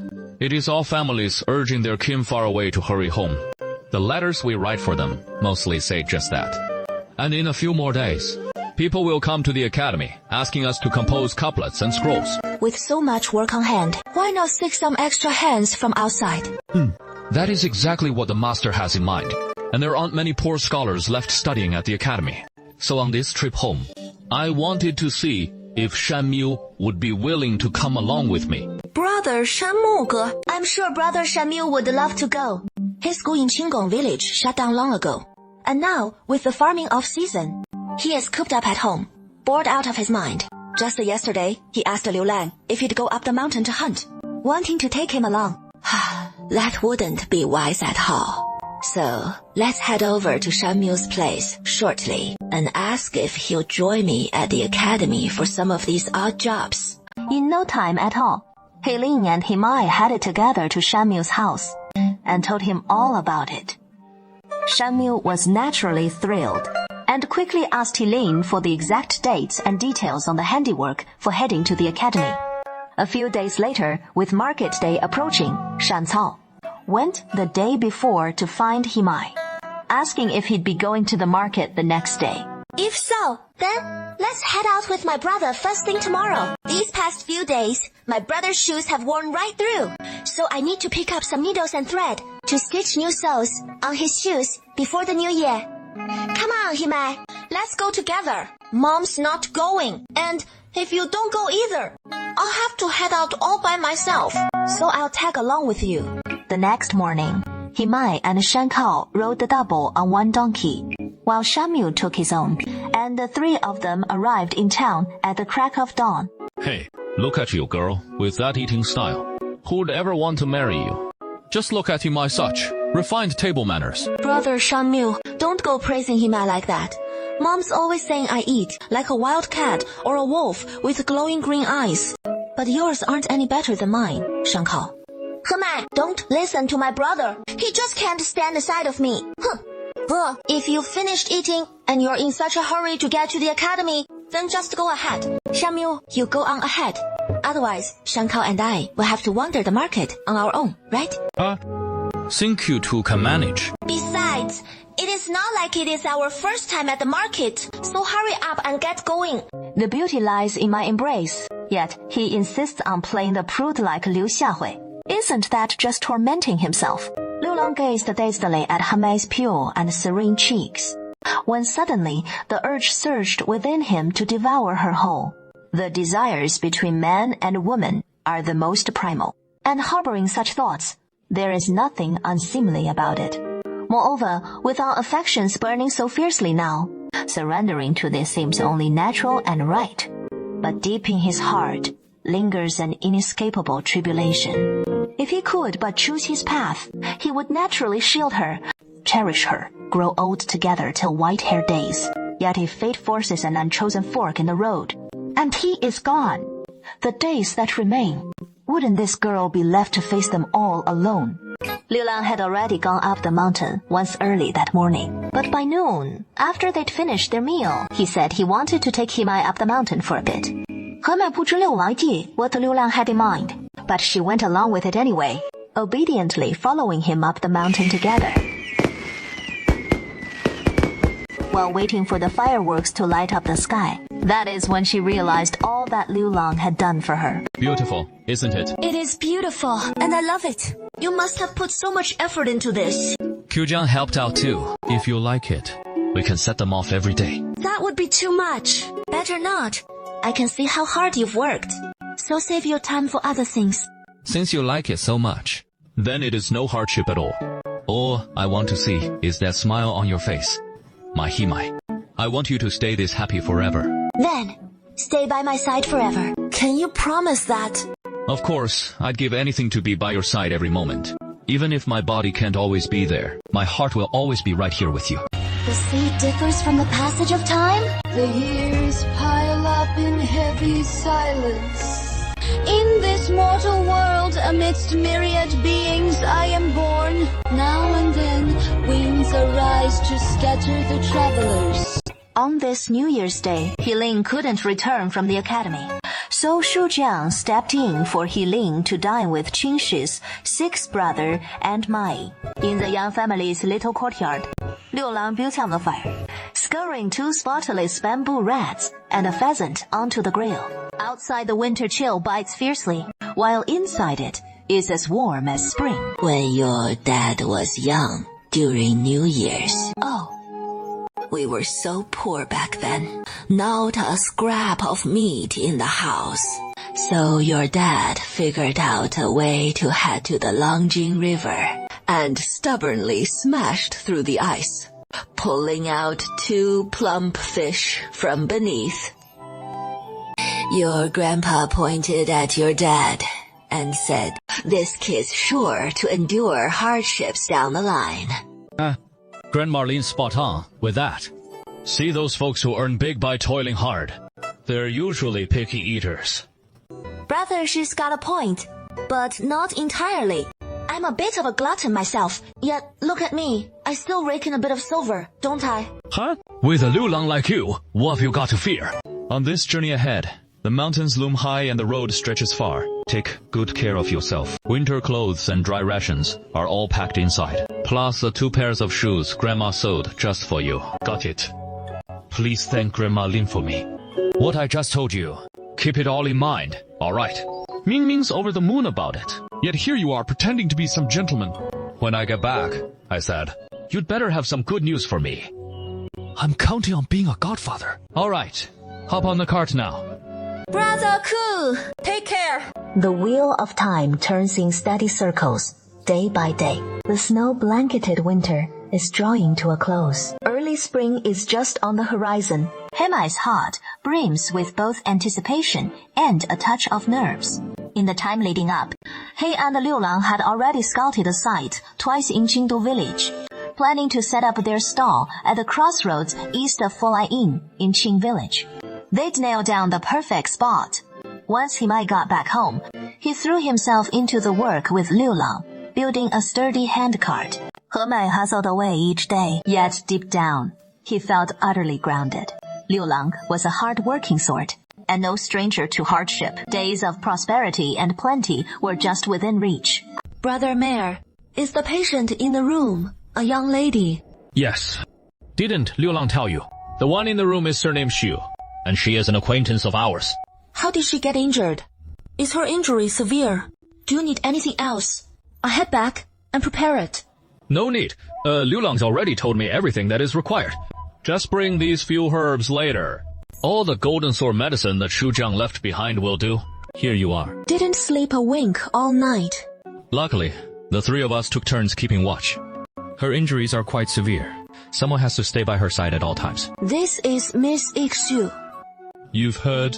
I only learned from Brother Mayor how Mrs. Xu got hurt. She was rescued by Brother Chu a few days ago while he was gathering herbs up the mountain. Likely attacked by some wild beast on the slopes, and suffered such grave wounds. How is her condition now? If she holds out past noon, she should pull through without major issues. Mrs. Xu actually made it all the way here. Must be her strong fate and heaven's blessing. She'll definitely be all right. I hope you're right. When Mrs. Shuar wakes up, how do we break the news about her lineage to her? What is there to fear? Just say it straight. But I'm afraid that might not go over well. Second, Miss Xu is from the Grand Scholar's household, after all. And if the eldest Miss of the Xu family finds out, she might very well have a thing or two to say about it. But we absolutely cannot keep it from her. Mrs. Xu, rest easy. Since you're a friend of Liu Lang's, that makes you a friend of mine. So just focus on recovering here in peace. I've got plenty of time on my hands to keep you company. Could I have a mirror, please? I heard from Chu Langjong that, though your wound is deep, with Xu Jiang's Jinchuan medicine applied, it won't leave a scar on you. You know Xu Jiang, right? He was a Langjong who used to live in our village. You must have met him. A few days later, word spread through Shaoqing village about the injured stranger staying at the Mai household. How could you bring a strange woman into your home? Watch out. She might be a wolf in disguise. Once she is healed up, she could turn around and bite you. How could that happen? Miss Xu is such a quiet soul, so gentle and kind. You think everyone's harmless. You can't be too careful with folks, you know? She won't. She is well acquainted with Liu Lang and the others. She is a good person. How could she possibly harm me? And she knows Brother Liu Lang, you say. So how do you know? She is not some old flame of Brother Liu Lang's. You silly girl. What kind of wild nonsense is rattling around in that head of yours? It is called being cautious better, safe than sorry. I heard from Chu Langjong that she trekked all the way from the mountains to reach our village. For a delicate woman like her, why on earth would she go through all that hardship just to come here? Maybe she has got some secret she is hiding. Huh? What secret? She is clearly here to track down her lover. Look at her, lost in thought like that. Doesn't she look like she's daydreaming about her sweetheart? What has got you so cheerful? Shall I tag along too? No need, no need. Six, brother. Just stay put at home. I'll bring him right back to you soon. Six brother's got eagle eyes. If he spots us any moment now, how on earth will we explain it? We're perched so far away here. He won't catch on at all. At least, not before he does. We can sneak a peek at what Xu Pingyao and Six brother are really like when they're alone, and get to the bottom of what exactly ties them together. Do you truly mean to spend the rest of your days here, with him? Only if I'm driven to it. I'd never dream of leaving otherwise. Have you forgotten the vow you swore before my father? How can you speak like this and still claim loyalty to him? The pledge I gave was to guard the safety of the two young ladies of the Xu household, not to chain myself to you for life. In my conscience, I've honored every lost soul in the Xu family. Miss Sui, once your wound mends, I'll see to it that someone escorts you home. You wouldn't dare! You men are all faithless rogues, spouting sweet promises one moment, only to renege at the next. Enough. Why throw those words at me? Did you hear that this time? This fellow is here looking for brother Liu Lang, and he means no good. So chase him out of the estate at once, and see how he dares to strut about then. He and Miss Xu haven't done anything improper. Oh, come on. If you wait until he actually goes and does those things, you'll regret it when it is far too late. Yeah, why must your heart be so tender? Waiting for him to bully his way right to your doorstep. You have to strike first to gain the upper hand. But I trust Liu Lang. He is not one to waver like the tale of 3 in the morning and 4 in the evening. Tossing aside the old for the new, I'm even certain that he shares no such entanglement with Miss Yu as you fear. But we all saw it. He and Brother Liu Lang arguing fiercely and uttering those very words. But we didn't quite catch it all. Just scattered fragments here and there. Besides, that is Miss Yu's own doing. It hardly speaks for Liu Lang's true feelings. You silly girl. Do you truly take me for an easy mark? A soft persimmon? If he should stray like Lin Himiao did back then, acting on his whims to wound me, I certainly won't hesitate to act. But for now, with him still recovering from his injury and having done nothing untoward, how can you ask me to drive him away when it goes against all decency? Letting him linger about the house isn't the same as turning him out on the spot. Now is it? I'll keep a close watch. So rest easy. I've got something I'd like to discuss with you. What is up? The porridge stall probably won't be opening for a while, will it? With Miss Yu staying at home, we'll still need to set up the stall every morning. That might not work out so well, right? Is that what this is about? No need to worry about that. She won't be here much longer. But Miss Shu's injury... I've consulted Brother Chu, and after a bit more rest, she'll be ready to set off. It won't hold her back. Miss Shu came here to look for you, didn't she? Me? What makes you say that? Just a feeling. She did come here to find someone. But it wasn't me she was looking for. You'll find out soon enough.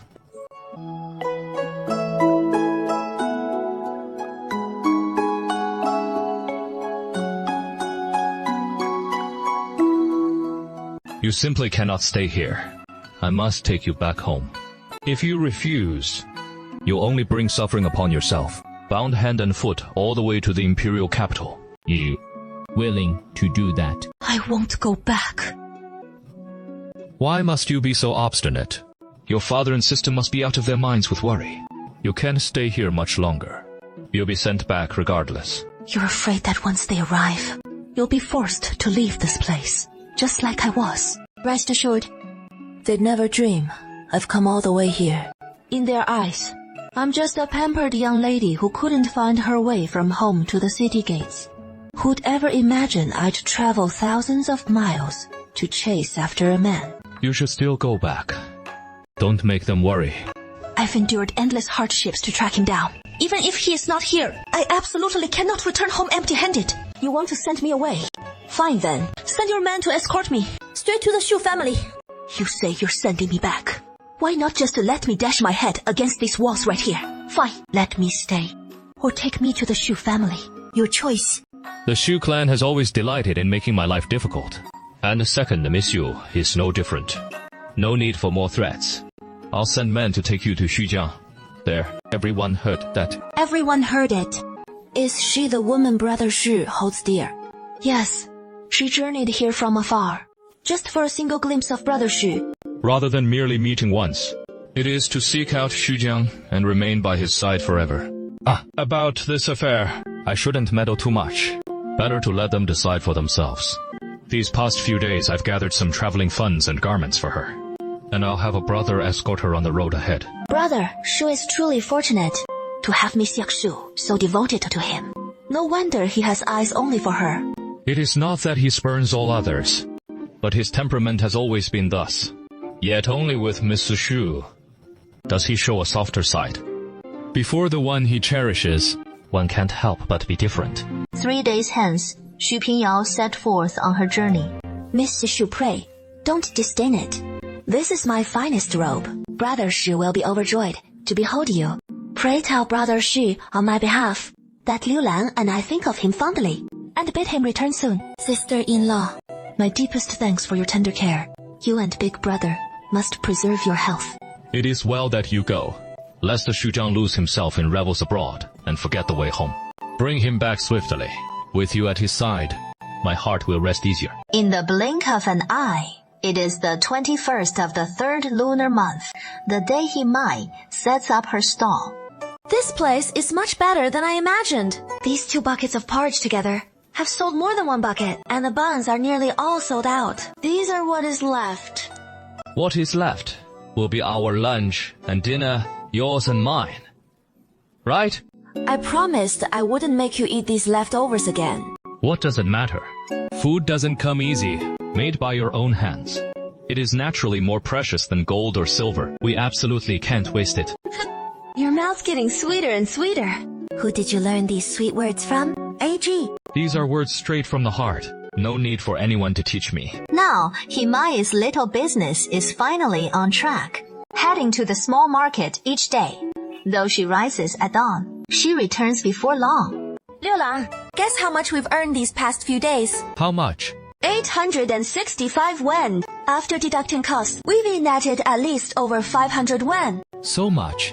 Then we should add a dish for lunch. How about some braised pork? I'll call Grandma over and share this good news with her. Once your disappointment fades away, I'll make sure you give me a few more little ones. Whether it heals or not, we'll have twins either way. Having a baby ain't such a big deal. Silly girl. Hey, why aren't you sleeping? Staring at me like that. I've got some things I want to ask you. It is too late. Let's sleep first. We can talk tomorrow. Oh, we'll ask tomorrow. Go to sleep.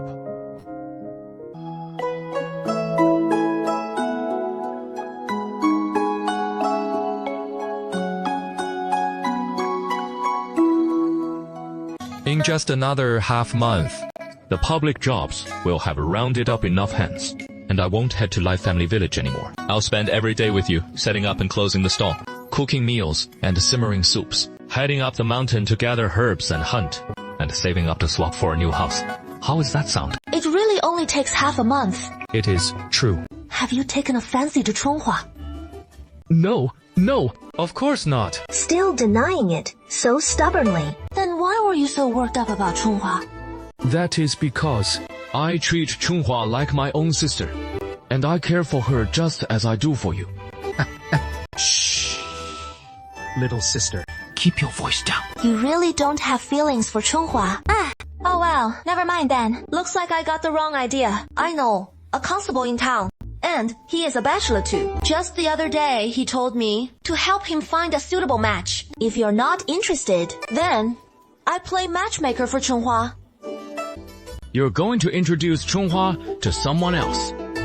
Introduce her to others. But who knows if it'll work out? After all, it is not entirely up to her. It all depends on whether Chunghua is willing. Chunghua, my dear sister, take care on the road. Brother Healing, you must take good care of your health. I can see you've lost a lot of weight this time. Is it that you can't get used to the Academy's food? Whatever you feel like eating, I'll bring it for you next time.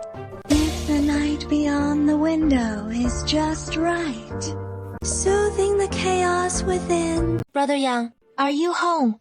What brings you here?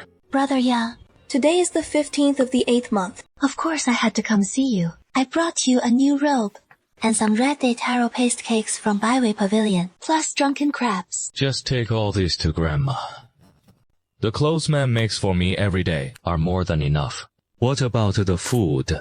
I only like mice cooking. I'll have someone deliver it to Grandma. I personally took that robe to the tailor and had it made to your exact measurements. Who are you giving it to wear?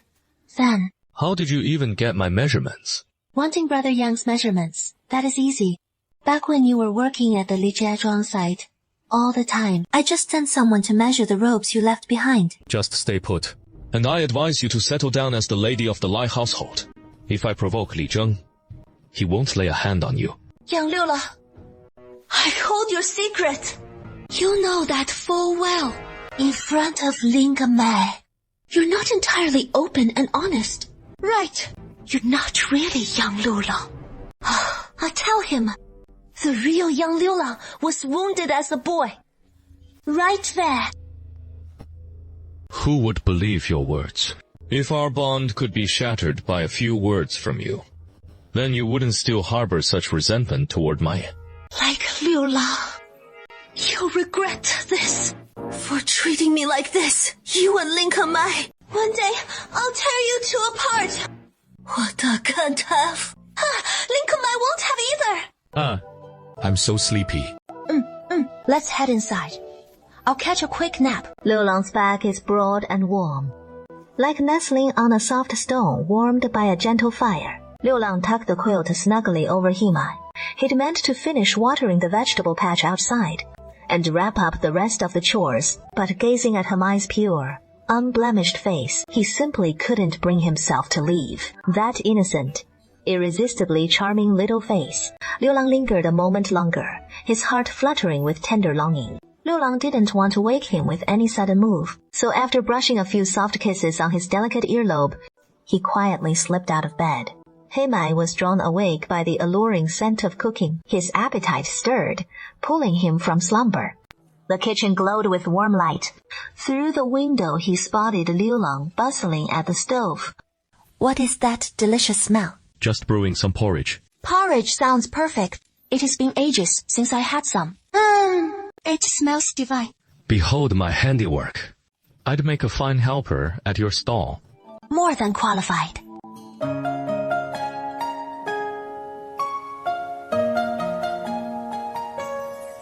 The real young Liu Lang was exiled to military service years ago, sent to battle on the northern frontiers. He perished long ago on the field of war.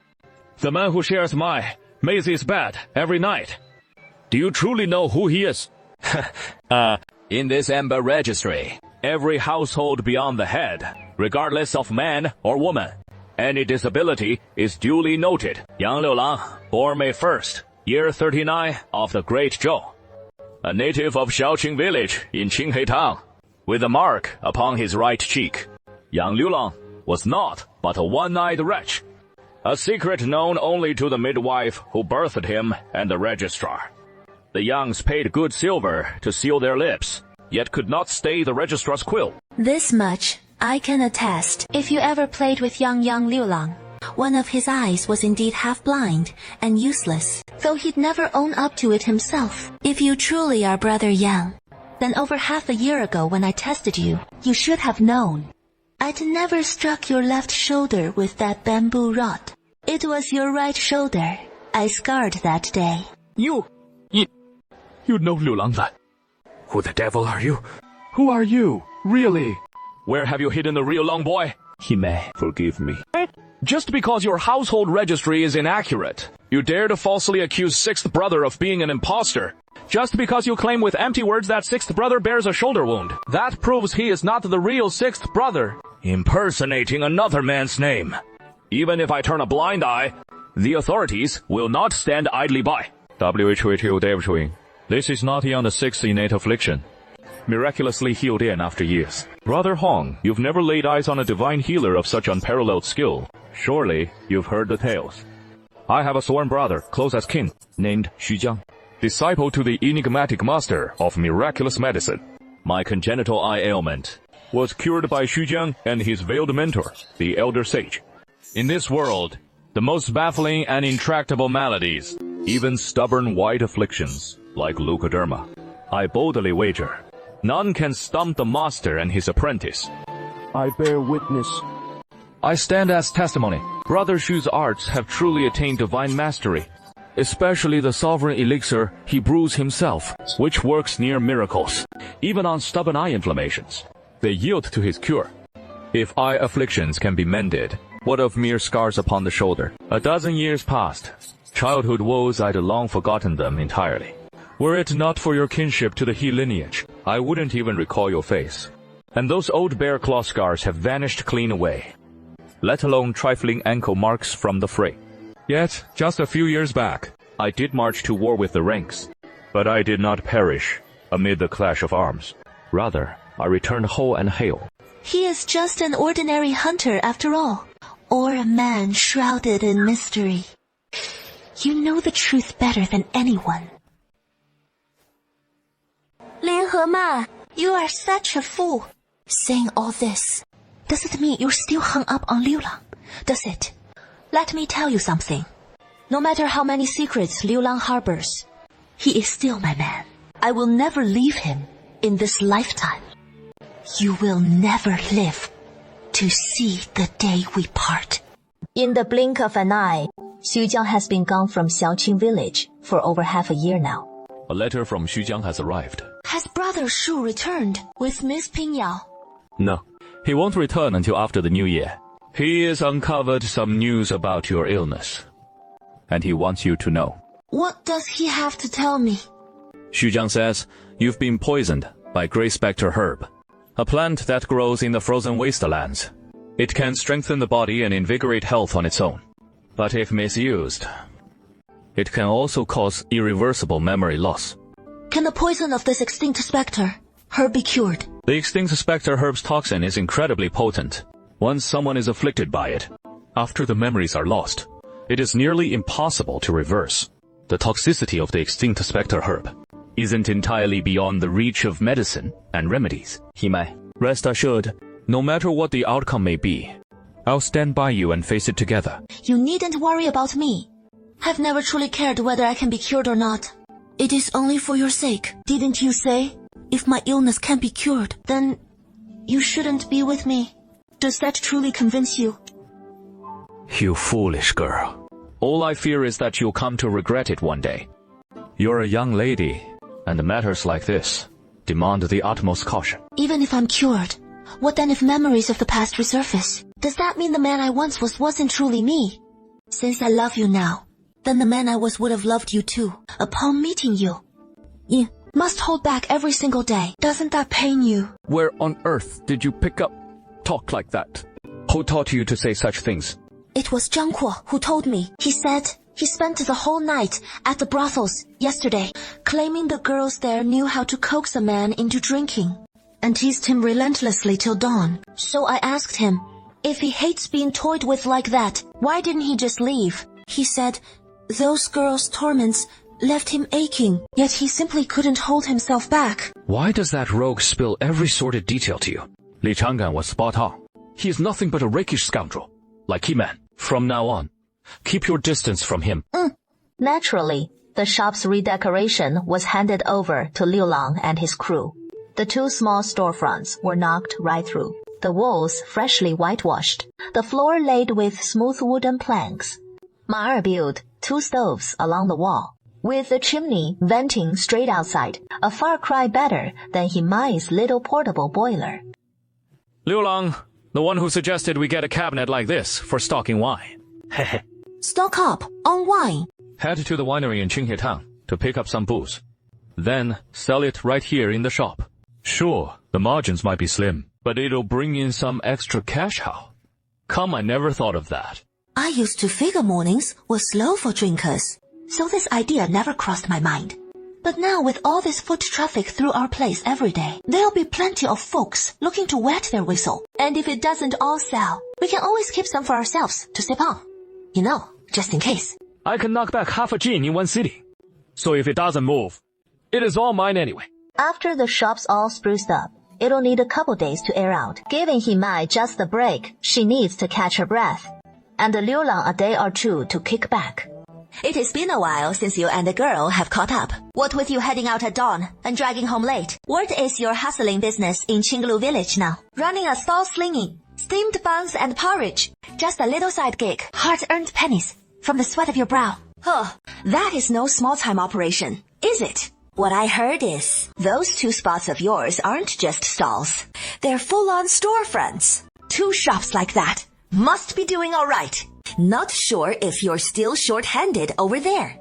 Nah, we're good. My sister-in-law and her sisters are already pitching in at the stalls. We've got plenty of hands. Besides, once these 2 little shops open up in town, we'll be done with the street vending, and it won't take many folks to run them. I really know how babies are made now. All right. If you know, then you know. This is really something to be ashamed of. That day, in the ruined temple, I saw Widow Xu and Baldy doing it together. But they didn't feel ashamed at all. In fact, they looked really happy. Liu Lang, doesn't that just show people are all different? And so are their feelings. You little minx. How can you just blurt out things like that? Don't you have any shame? No, some shame. But we're husband and wife. What is there to be shy about? There is nothing off limits. When it comes to those things, we'll have to get to it with you, sooner or later anyway. If you keep teasing me like this, you'll stir up a fire. Just like a fire. If you light the fire, fine. We can always put it out afterward.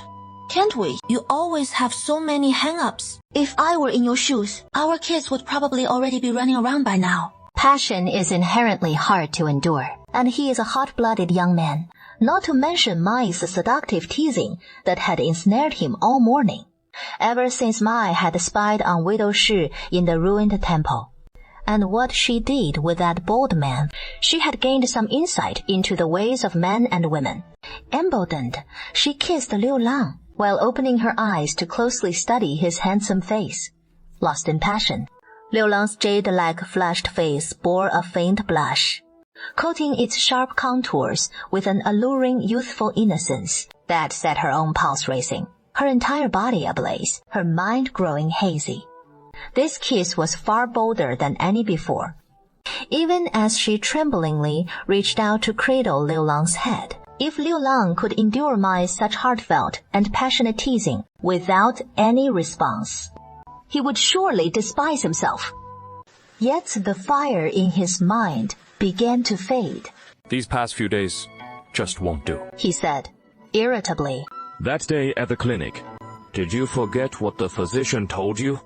That day, the physician told me that although the toxins in your body won't harm you, you must abstain from intimacy for half a month. Liu Lang grated his teeth and stormed out of the room, fetched a bucket of cold water from the courtyard, and doused himself with it.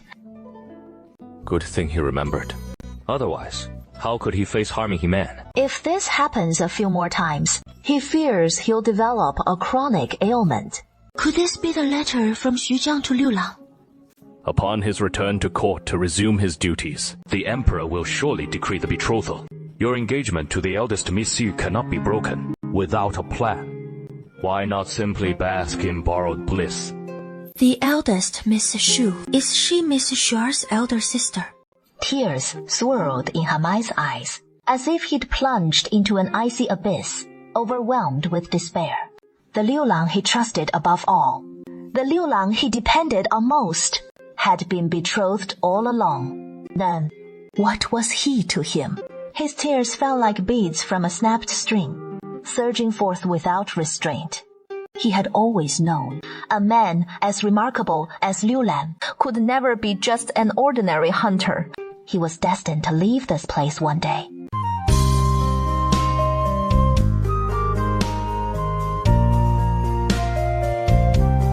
Xu Jiang? Liu Lang stared at the man before him, frozen for a moment.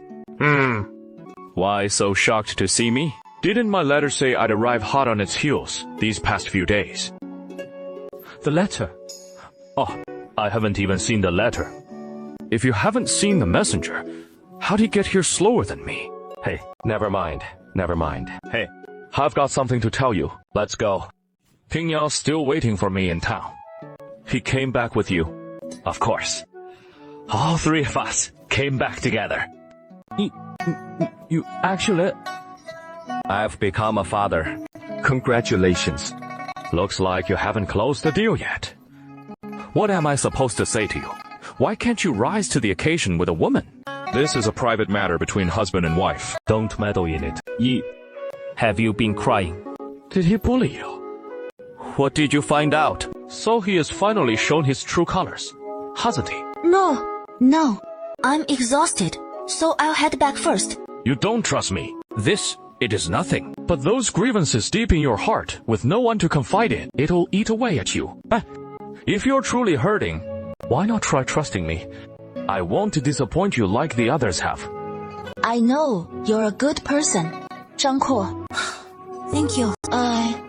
I'll head back now. See you tomorrow. He-Man is back.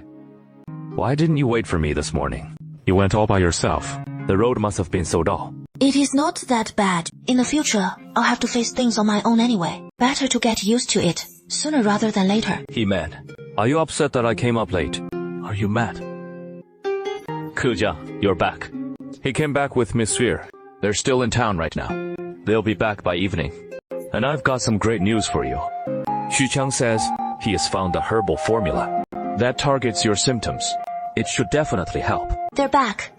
And you're over the moon, aren't you? With Xujiang back, of course I'm thrilled. First, your condition can be treated sooner. Second, my business with Xujian. Go ahead then. Hurry and honor your betrothal to Miss Xishu. Himai. If I hadn't stumbled upon that letter, how much longer would you have kept deceiving me, Yang Liulang? Do you possess even a shred of conscience? I never intended to deceive you.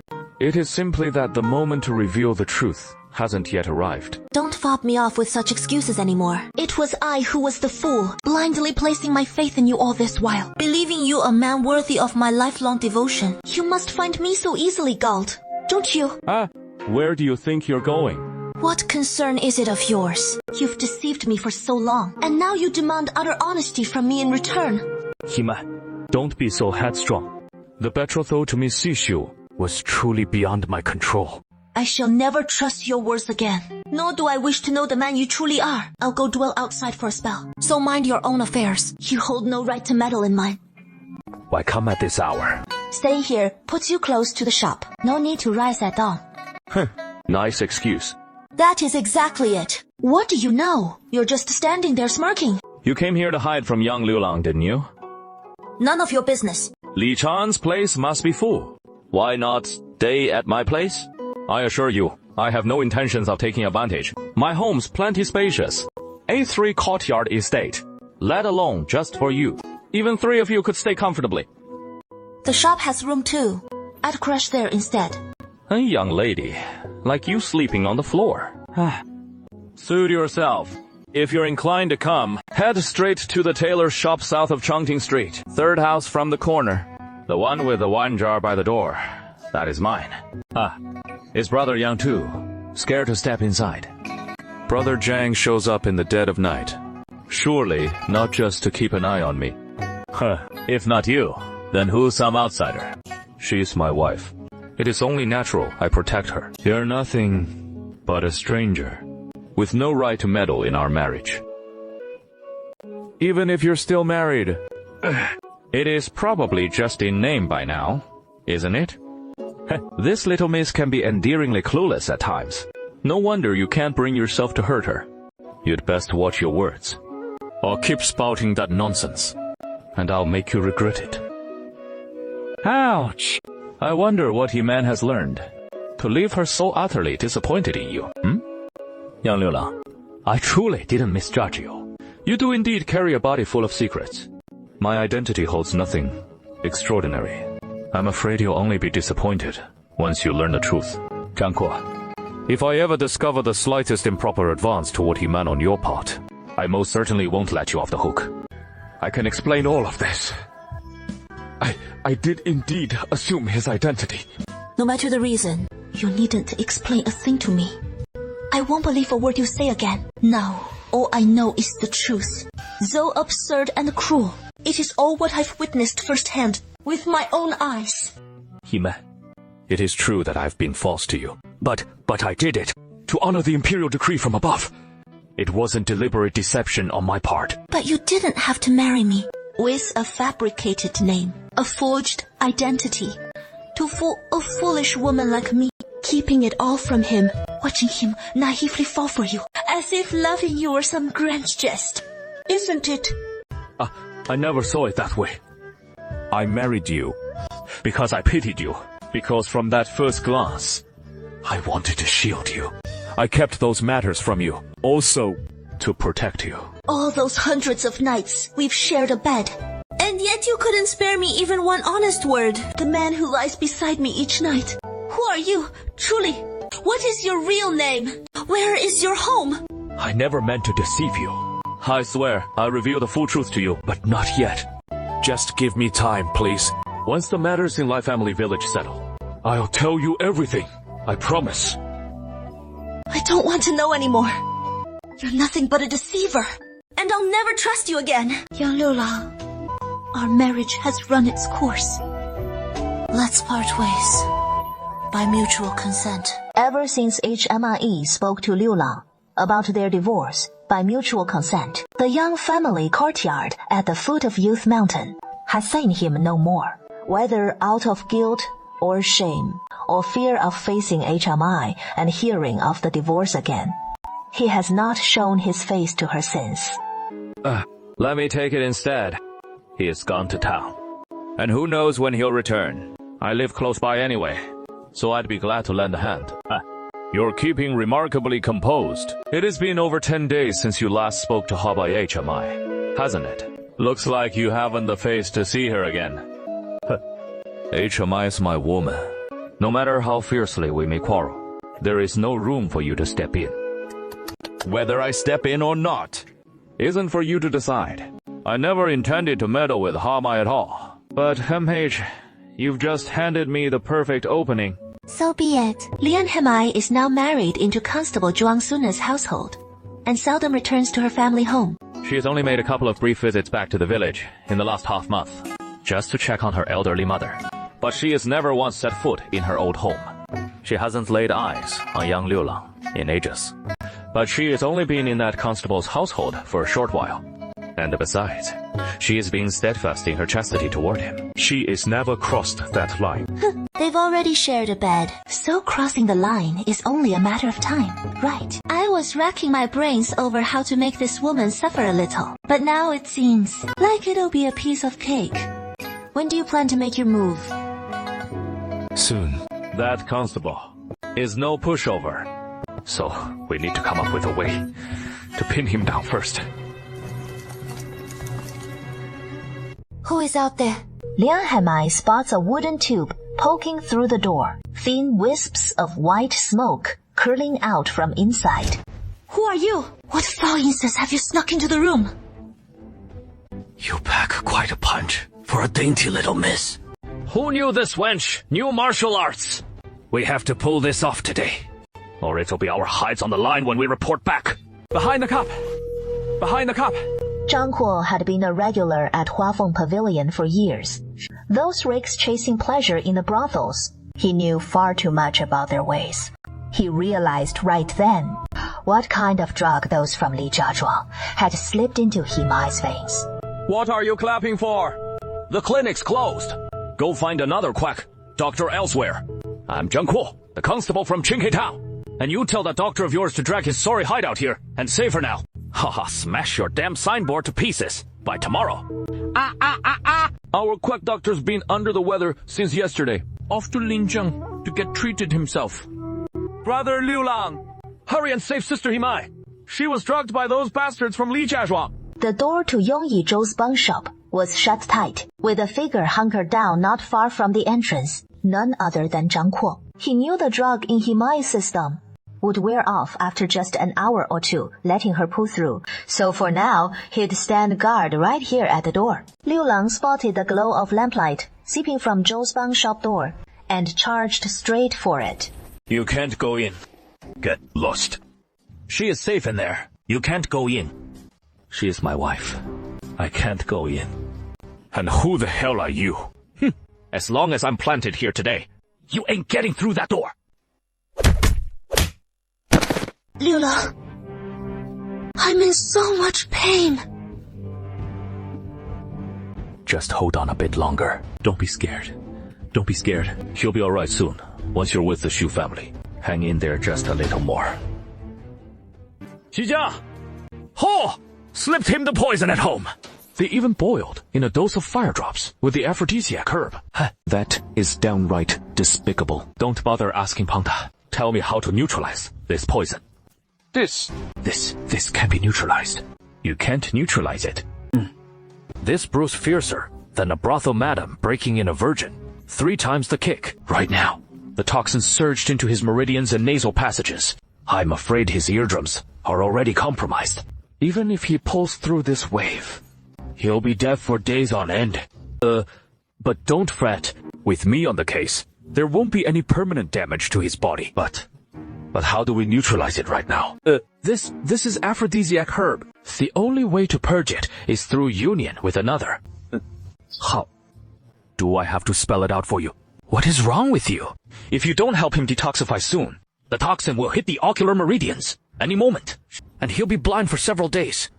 Even if I can cure it, he'll still endure some agony. Now kiss me. I mean, you wouldn't happen to be incapable, would you? I've got plenty of potent tonics over there.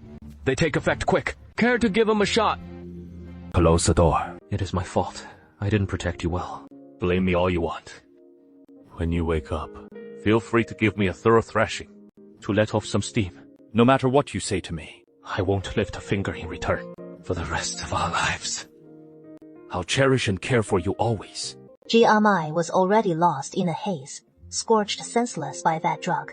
But once Liu Lang arrived, she managed to reclaim a fragment of her wits. Seeing the one who had come to tend to her, it was him, watching over her still. Her heart at last settled firmly in her chest. Now she could surrender fully to the delirium. A torrent of soft moans and whispers spilled from her lips, like the lilting, unheard song of an oriole in the midnight hush. When had Liu Lang ever beheld Gamamai aflame with such ardent desire? Beneath the assault of her kisses fierce now, coquettish the next. Every last bastion of reason had crumbled long ago. As his robes slipped into wild disarray, he gazed down at Gamai, pristine as a pearl, immaculate, yet seething with passion, wishing he could shatter her to pieces and knead her into the very core of his embrace. With every thrust and swell, they shattered into soul-devouring bliss. This exquisite rapture, flickering in emerald shadows and crimson flights, until the storm of passion ebbed and the mists cleared. For both were fledglings to the world's forbidden pleasures, yet the blaze within Jamai kept the splintered moonlight dancing across Liu Lang's back for a full hour and more.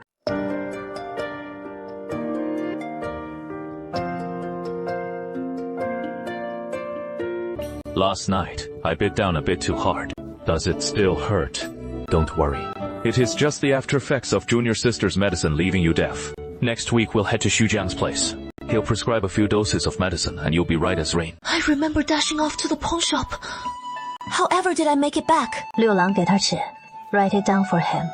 I went to Qinglong village, to the Xu family, awaiting your return. This affliction has no easy remedy.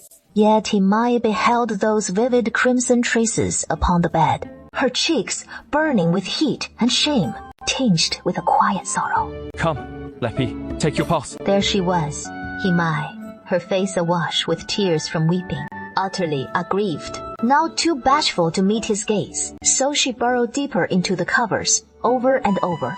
If you keep wriggling like that, I'm afraid I might not resist devouring you all over again. Let's go find the Xu family. Have him prescribe a few doses for you, to heal your ears and banish the lingering effects. I'm not going anywhere. Then I'll send for him. You mustn't let him come. What are we doing here? We're about to file for divorce. How did we end up as true husband and wife again? And there are still 4 of us in the mix. Isn't that exactly how you kissed me yesterday?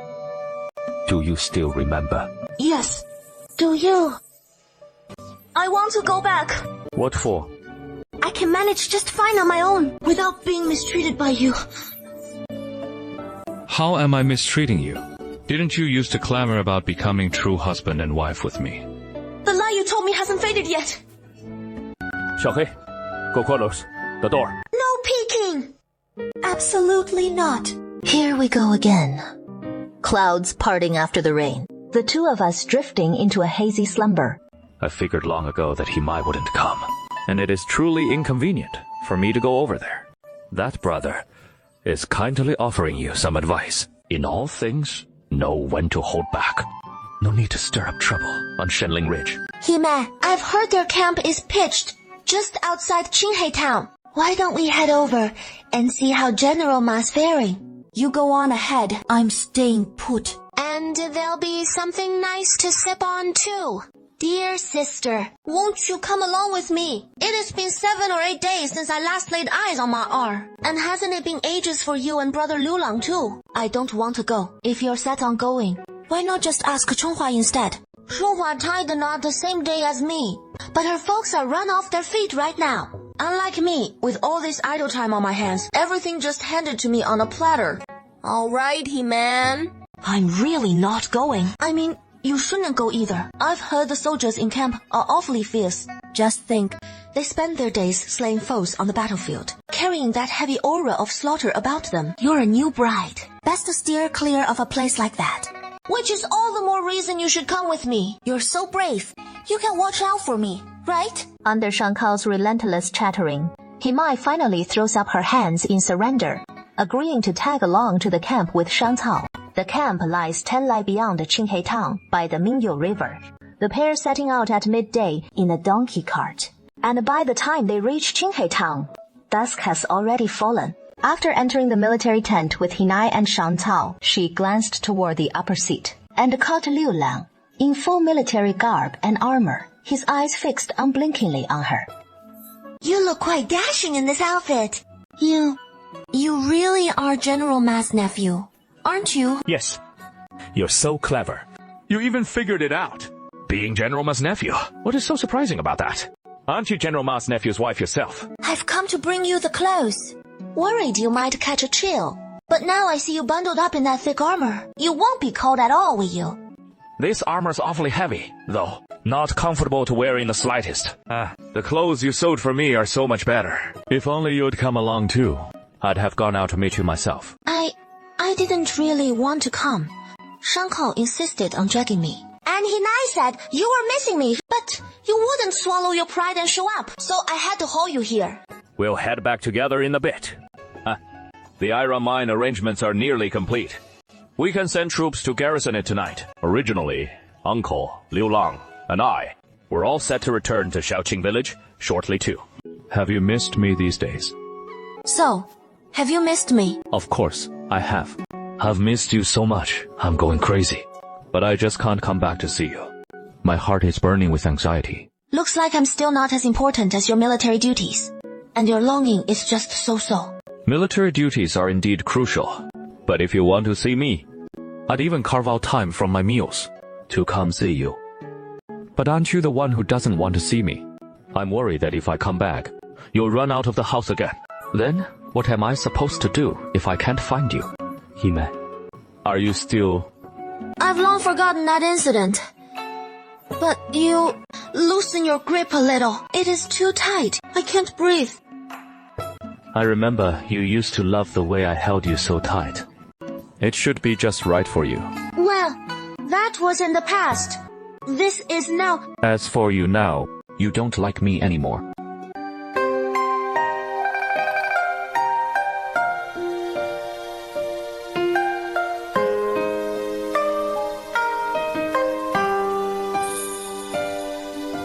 Soon after, the group returned to Shaoqing village.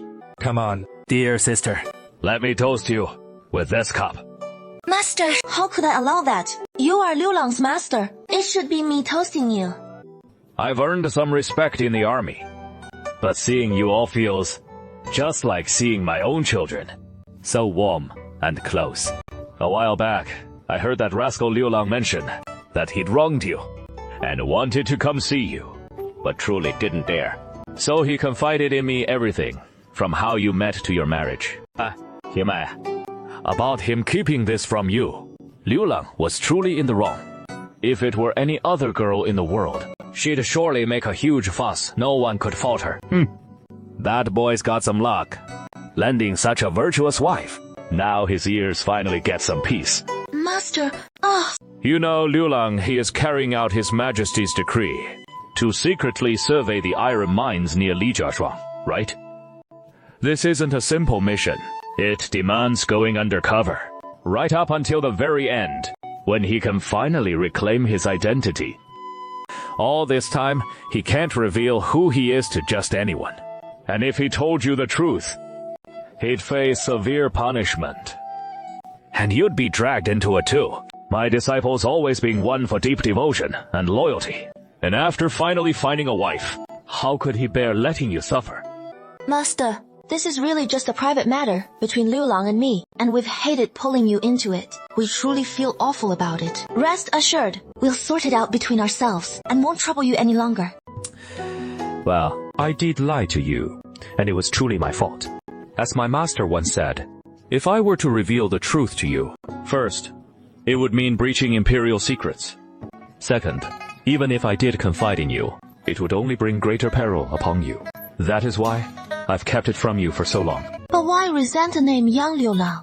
So, Yang Liu Lang is no stranger. He was once a comrade alongside Xu Jiang. And Mar, too. A brother who lived and died by my side in the ranks. He truly hailed from Shaoqing village. Yet during our campaigns in the southern deserts, he took a grievous wound to save my life, and in the end, succumbed to his injuries, parting from us brothers forever. The greatest twist of fate between us was that he bore the name Liu Lang. While I was the sixth son in my family, when I was young, my mother called me Liu Lang as well. And like him, both my parents passed early, leaving me an orphan too. So your true name is Chang. Given and It turns out he wasn't young Liu Lang, but Chang Liu Lang. And what of the betrothal? the Shu family once showed me great kindness, and later His Majesty decreed our union, with Lord Shu's favor weighing so heavily upon me then. How could I refuse? Yet with Miss Shu herself, I share not the slightest spark of affection. In time, I grew weary of the intrigues at court, so I retreated here. And upon meeting you, I knew at once, you are the woman fated to stir my heart. As for the Shu betrothal, I shall naturally decline it, for I am no longer bound to the court, and the Xu family would scarcely desire a mere rustic like me. And what of the future, once the matter of the iron frame is properly resolved? Are you about to leave this place? But since I've long wearied of the court's machinations and the battlefield's perils, how could I ever bring myself to return? I'd truly like to embrace this life of laying down my armor and retiring to the fields, to stay by your side for all the days of my life. You really won't leave? Truly, He-Man. In the past, what was I like? In the future, I'll be just the same. In the past, you chose me, your Liu Lang. In the future, will you still choose your Liu Lang? I want you by my side for the rest of our lives. In this lifetime, we'll never part again. He-Man, will you have me? Yes, I will. He-Man lets out a sweet, naive little cry, which only fans the flames of Liu Lang's surging desire. Both young and vibrant in their prime, bodies strong and full of vigor. Since their last parting, they've endured so many empty days of longing. And now, reunited at last, they naturally surrender to the joys of intimate union. Moments later, soft, alluring whispers and murmurs drift from the room, lost in endless, passionate embrace. What time is it? It is almost dinner time. I don't have the energy to cook. I'll cook for you. When the sizzle of stir-frying echoed from the kitchen, Hema lazily sat up from the cane and slipped into his clothes. I've got my strength back. Oh, you rascal! Hema playfully chided, then leaned nearby to watch Liu Lang cook. Liu Lang gripped the cleaver in his hand, meticulously slicing the radish. Cut by careful cut, his fingers long and graceful. These hands that tend the fire can draw a bow and nock an arrow, yet also stoke the flames and prepare a meal, wield a knife to craft dishes, supple yet firm, worthy of reverence and conquest. As Hema pondered this, his cheeks flushed against his will. He hastily straightened his posture and turned his gaze once more to Liu Lang's face. Liu Lang's face resembled a landscape ink painting from a pleasure boat in town. So utterly captivating. Liu Lang, you really won't leave, will you? Of course. Even if, Hema, you grow tired of me and chase me away or shoo me out, I still won't leave. Hema closed his eyes. The scent of Liu Lang upon him far more intoxicating than the aroma of the meal, as he held him ever tighter, refusing to let go, no matter what. Earlier, your sister-in-law wasn't feeling well, so we invited Dr. Shu to the house. And your sister-in-law is expecting. She is pregnant. Indeed. So when are you going to give me some good news, you little rascal? Mai Bei was caught off guard. She and Liu Lang had been intimate almost every night. Her brother-in-law, with that scholar's constitution, got his wife pregnant right after marriage. So why haven't the two of them had any yet? Pregnancy happens naturally. It is not something you can force. Besides, they're still young. It doesn't matter if the baby comes a bit later. Are you envious of my brother? What makes you say that? I saw your eyes glaze over when you looked at Chunhua just now. You're envious that my brother married such a capable wife. She is already pregnant just months after joining the family. No, Really? Not saying anything means you admit it. I must be so blessed and not even know it. To envy your brother over just one child. Whether we have one or not, it won't matter. Even if we do have a child, I'd love him because he is flesh of your bones. But it wouldn't change how I feel about you. Giving birth hurts women a lot. My bae. Actually, we don't have to have one if we don't want to, really. Silly. Why aren't you coming over? It is tough boiling water in winter. I just wanted us to wash together. Now, don't you go getting any funny ideas. Easy there. How are we supposed to sleep later? Who can sleep now? Hey, stop. Don't fidget. Bye. Those nimble, broad hands slid along her waist to the soft spot on her body. To bed. To bed. To bed. To bed? For what? I asked around, and there is really a folk tip. Why would I be in a hurry? We hold each other every single night, and here you are, all eager like a monkey. The folk tip is, during intimate relations, put something under there. Okay. The two warm, soft bodies melded together. Kissing. Caressing. Cherishing. Will doing this get us a little baby soon? Just when Mai and Liu Lang's kid hasn't shown up at all, Xu Jiang over there is already holding his little one. Let me take a peek at the baby. What should we name the little guy? Anything sounds good. You've been through a lot, my dear. This little rascal. And he's already asking for a name like it is no big deal. Since he decided to arrive right at dawn. Let's call him Po Xiao. What a lively little thing. The baby's all wrinkly right now. Hard to tell what he'll look like yet. My girl, you must be wiped out too. Get some rest. I've got the baby covered. No worries. Just sleep. Thanks, Grandma. Marbro and Big Changbro, they probably haven't heard the news about the baby yet. Huh? We figured the due date was still 5 or 6 days away. So naturally, they wouldn't show up now. Next week, I'll swing by Mars' place and fill him in. Then Docking and the rest will know too. I'll tag along with you next week. I'm a dad now. Damn it! I'm a dad now. Shh. Keep it down. What is the big deal, huh? He-Man, brother Liu Lang, what brings you two here? Liu Lang's little sis-in-law. I've gone and become a dad. Hell yeah! Hey, you guys catch that? We've got a new baby Pure Joy. I sure did. Congrats. Congrats. Liu Lang, how come they're all getting pregnant at once? Shenkao is a year younger than me.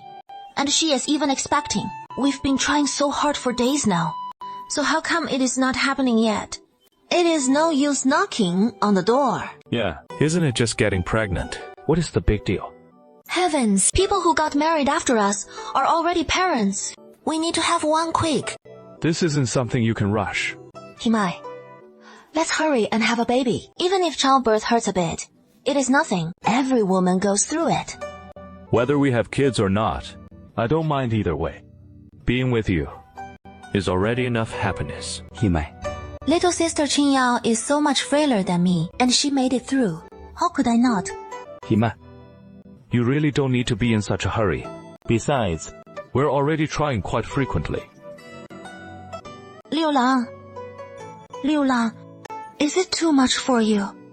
No, I'm just worried about wearing you out. I'm fine. I just want to get pregnant soon, as long as you're not tired. Come on, let's go home.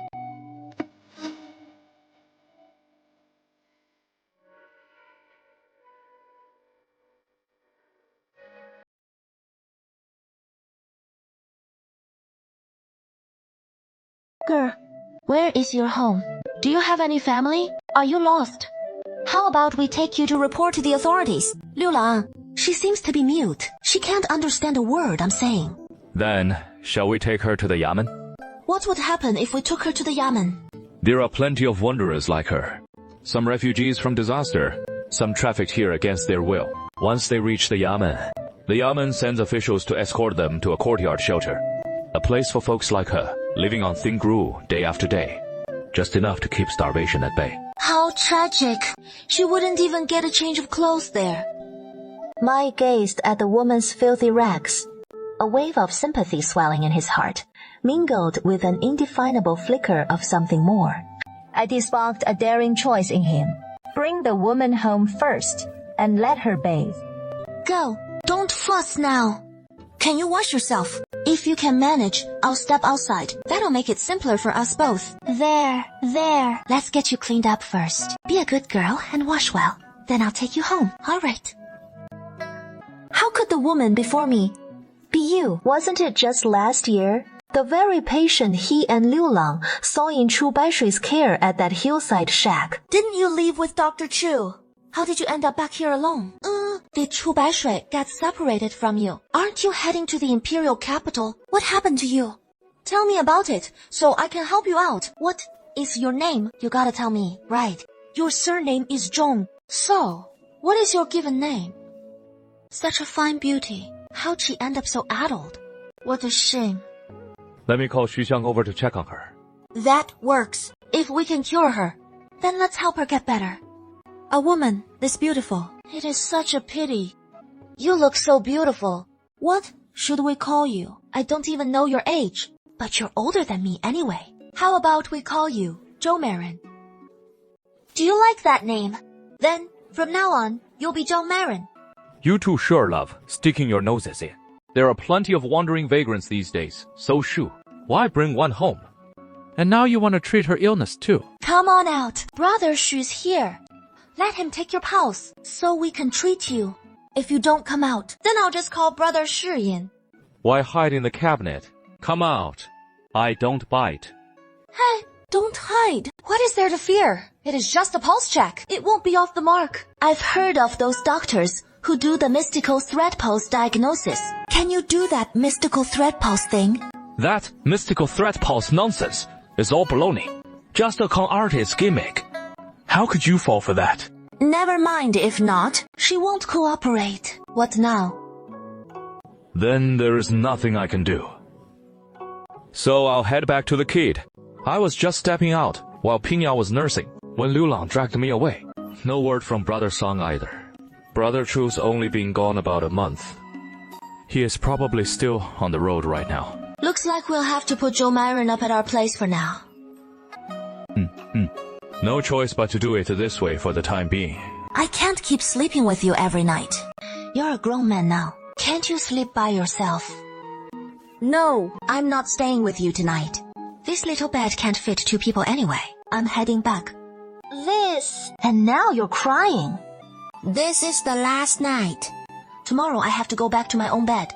Liu Lang, eavesdropping eagerly at the door, hears He-Man say she won't come back to sleep tonight. Lets out a deeply disappointed sigh.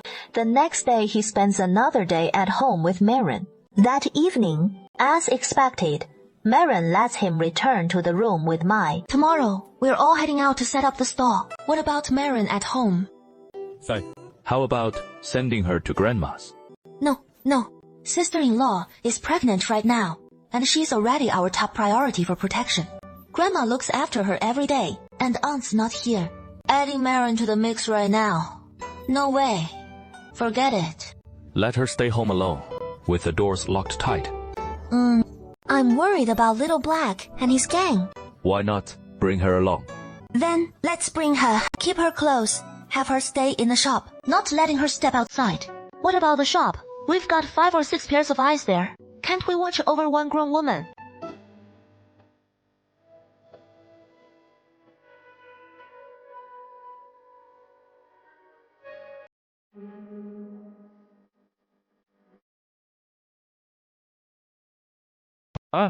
Who is this big sister? How is she so stunningly beautiful? Where are you headed? Big sister.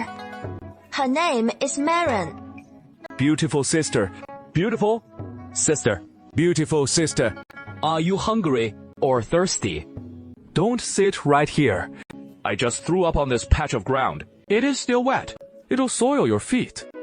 Little sister. You've got such a kind heart. So many homeless souls. If they crossed paths with you, it'd be like encountering a bodhisattva.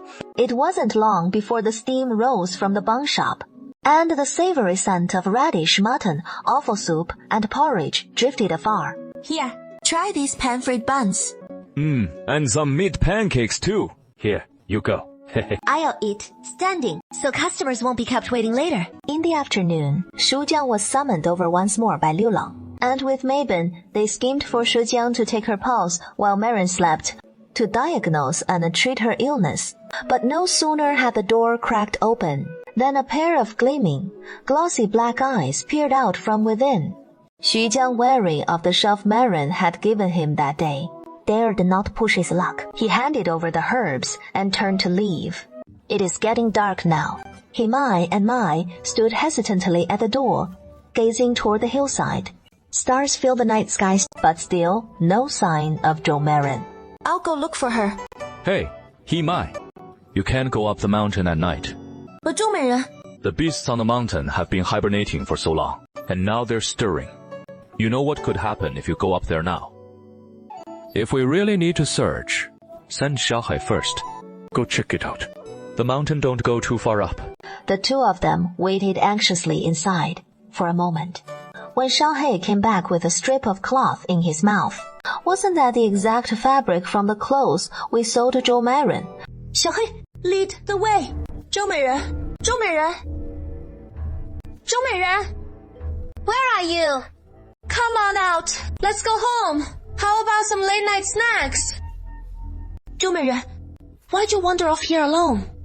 Did something come back to you? Changchun rises gently. Changchun lingers long. Zhou Meiren, do you know my father? Zhou Meiren? Do you know Changjun? Could it be you know my dad? It is poison. He must have been poisoned from within. What manner of poison could be this fierce? Has this toxin addled his mind? Can it be cured? His condition is most intricate, and it is too early to say for certain. I'll need to examine him more thoroughly. Before we can identify the toxin at work, he is quite delirious. For now, all I can manage is to temporarily suppress his agony, granting him a brief moment of calm. This woman possesses such formidable martial prowess, yet her senses remain clouded. Harboring her here invites peril. Liu Lang, we mustn't allow him to remain under our roof. Yet for the moment, we have nowhere to relocate him, do we? Unless... What of Yong'an Town? Does it not house a porridge shelter? Send him there to reason with him and properly, lest real trouble descend upon us and all is lost. Was it not our initial intent to bring him into our home, tend to him for a few days, and await tidings from the Chao household? At present, Brother Chu has sent no word, and we cannot shelter him indefinitely. For it was but a fleeting encounter, nor are we driving him away harshly. We're merely seeking a safer refuge for him. Hime, what say you? But having this stranger in our home means just one more mouth to feed, and he is so utterly pitiable. Venturing out now, he would surely fall prey to ill intent. Liu Lang, why is it that you, Grandma, and Brother Shu cannot abide him? But how long can we possibly care for him? Have you forgotten he was once the head of the Zhong family? He has his own homeland, his own king and companions. Once news of him reaches us, he shall be swiftly reclaimed. It is not as if, after all, he is no kin of ours. So why must we insist on keeping him? General Hachi, this is our lady. Safe and sound. It took me quite some trouble to track her down. But she has got a head injury. Left her a bit simple-minded now. Afraid she won't recognize folks anymore. This is the wife of the mighty tiger, Ben General Yanxiang. And she is quite the looker. I'll give her that. But, well, she is no spring chicken. Yes, quite right. She's turned 35 this year. But General Yan dotes on her something fierce. Treats her like a treasure. Who the heck is Yanxiang? He is the great general holding the northern frontier, just like Master guards the southern desert. Both are the patron saints of Great Zhou, one of Great Zhou's fierce tigers that strikes terror into enemies. Who would have thought the fair beauty was actually General Yan's wife? I never saw that coming either. Turns out it was a closely guarded secret. That is why Chu Langzhong kept the fair beauty's identity under wraps. Now that we've got her, let's get moving, quick. The army's waiting on this woman to serve as our hostage. Hey, Perfect leverage to force General Yan's hand. General Qi, you probably don't know this, but even though her mind's addled, her martial skills are still sharp as ever. They outnumber us, and every last one is a desperate outlaw. In a bit, you just make a break for it. Head straight for the iron mine, far as you can. Once you're near the mine, find the garrison troops there, and call them for backup. Tell them foreign invaders have breached the borders. Got it. Got it. But how you manage on your own? No worries. I've got great lightness skills. Plus, the fair beauty knows me. We'll escape together. That big bearded Liao can't catch up to us. 出郎州，出郎州。 Sister, Yang. Why are you here? Lady Yan has been taken by the northern border bandits. In the Land Temple over there. Lady Yan is indeed here. And the intelligence was spot on. Sister Yang, please lead the way. It is extremely dangerous here. I don't want you witnessing such horrors. There is no danger at all. Not with you here. Brother Yang, Sister Yang, hurry and tuck the detox grass under your tongues. The miasma of the Lost Valley Woods is far deadlier than you can imagine. This woman's life is worth more than all the souls we've claimed before. I am but a humble warrior. Should I fall, thousands upon thousands of northern border heroes will rise in my place. Stand tall. But should this woman perish, Yanxing will have no wife left. Release our lady, and I'll grant you an intact corpse. Have I kept this woman captive this long? Just to leave you whole. Cut the chatter. You two, mime your own arms. And perhaps I'll lead this woman out of these cursed woods. Spare her life. How are the northern immortals untouched by the poison? The northern border is a hell of endless peaks, where from childhood they consume herbs, as if they were daily meals. Each forged immune to 100 toxins, though their days are cruelly short. Release Lady Yan. I swear I won't harm you. I trust not you, great Joe Dogs. I'm unafraid of this miasma. I see you stubborn fools have little time left. I'll simply watch, and in a moment's time, see which of you still draws breath. Leave her behind, or you won't leave here alive. You can't have her. My life is bound to my wife's. If I can't bring her back, I'm as good as dead either way. then surrender like a good boy and spill some useful intelligence. Perhaps our general will spare your mangy hide. Your great Zhou generals are known for their ruthless cruelty, showing no mercy to prisoners of war. Don't think you can trick me. You? Step aside now. I'll slaughter this wench right here. Don't harm her. Lady Zhou. Sister, he. But this is a desperate measure. Since you refuse to release Lady Yan, then you won't get out of here alive. Then this wench dies too. She is Yanxiang's wife. If she dies by my hand, you'll never escape the blame. Then I absolutely won't let a court general's kin fall into the clutches of you northern barbarians, to be tortured by the likes of you. Better to grant her a swift end. She is General Yanxing's lady, and she knows that all too well. Let her go. Release her, and take me as your hostage. Liu Lang, don't make him fail. Sister. When Himai woke up, she opened her eyes and saw the familiar beams and roof. It is leaking. Hey, you're awake. How did you get injured? It is nothing serious. I got distracted in the medicinal forest and accidentally hurt myself. Don't worry about me now. How is your body feeling any discomfort? Liu Lang, how did we get back here? How did I end up passing out? What about Lady Yan? How is she? Seeing you wouldn't eat, I brought you out right away. You've been unconscious for 3 days. Grandma and Chonghua both found out. They were terribly worried. Just before you woke up, they and Xu just left. As for Lady Yan, she has already been escorted away by General Yanxing's men. You needn't worry about her. By now, they're on the road to the northern frontier. What about the wound on her neck? Has her head injury improved at all? Did she ask for me? Lady Yan's injuries are just flesh wounds, nothing serious. As for the head injury, Brother Chu is traveling with her, and with her there. Lady Yan's head injury is sure to heal. This is what Lady Yan left for you. This is truly from Lady Yan. Yes, really. Then, that means she's come to. And her mind is clear. Perhaps so. Then she is truly out of danger. That is wonderful.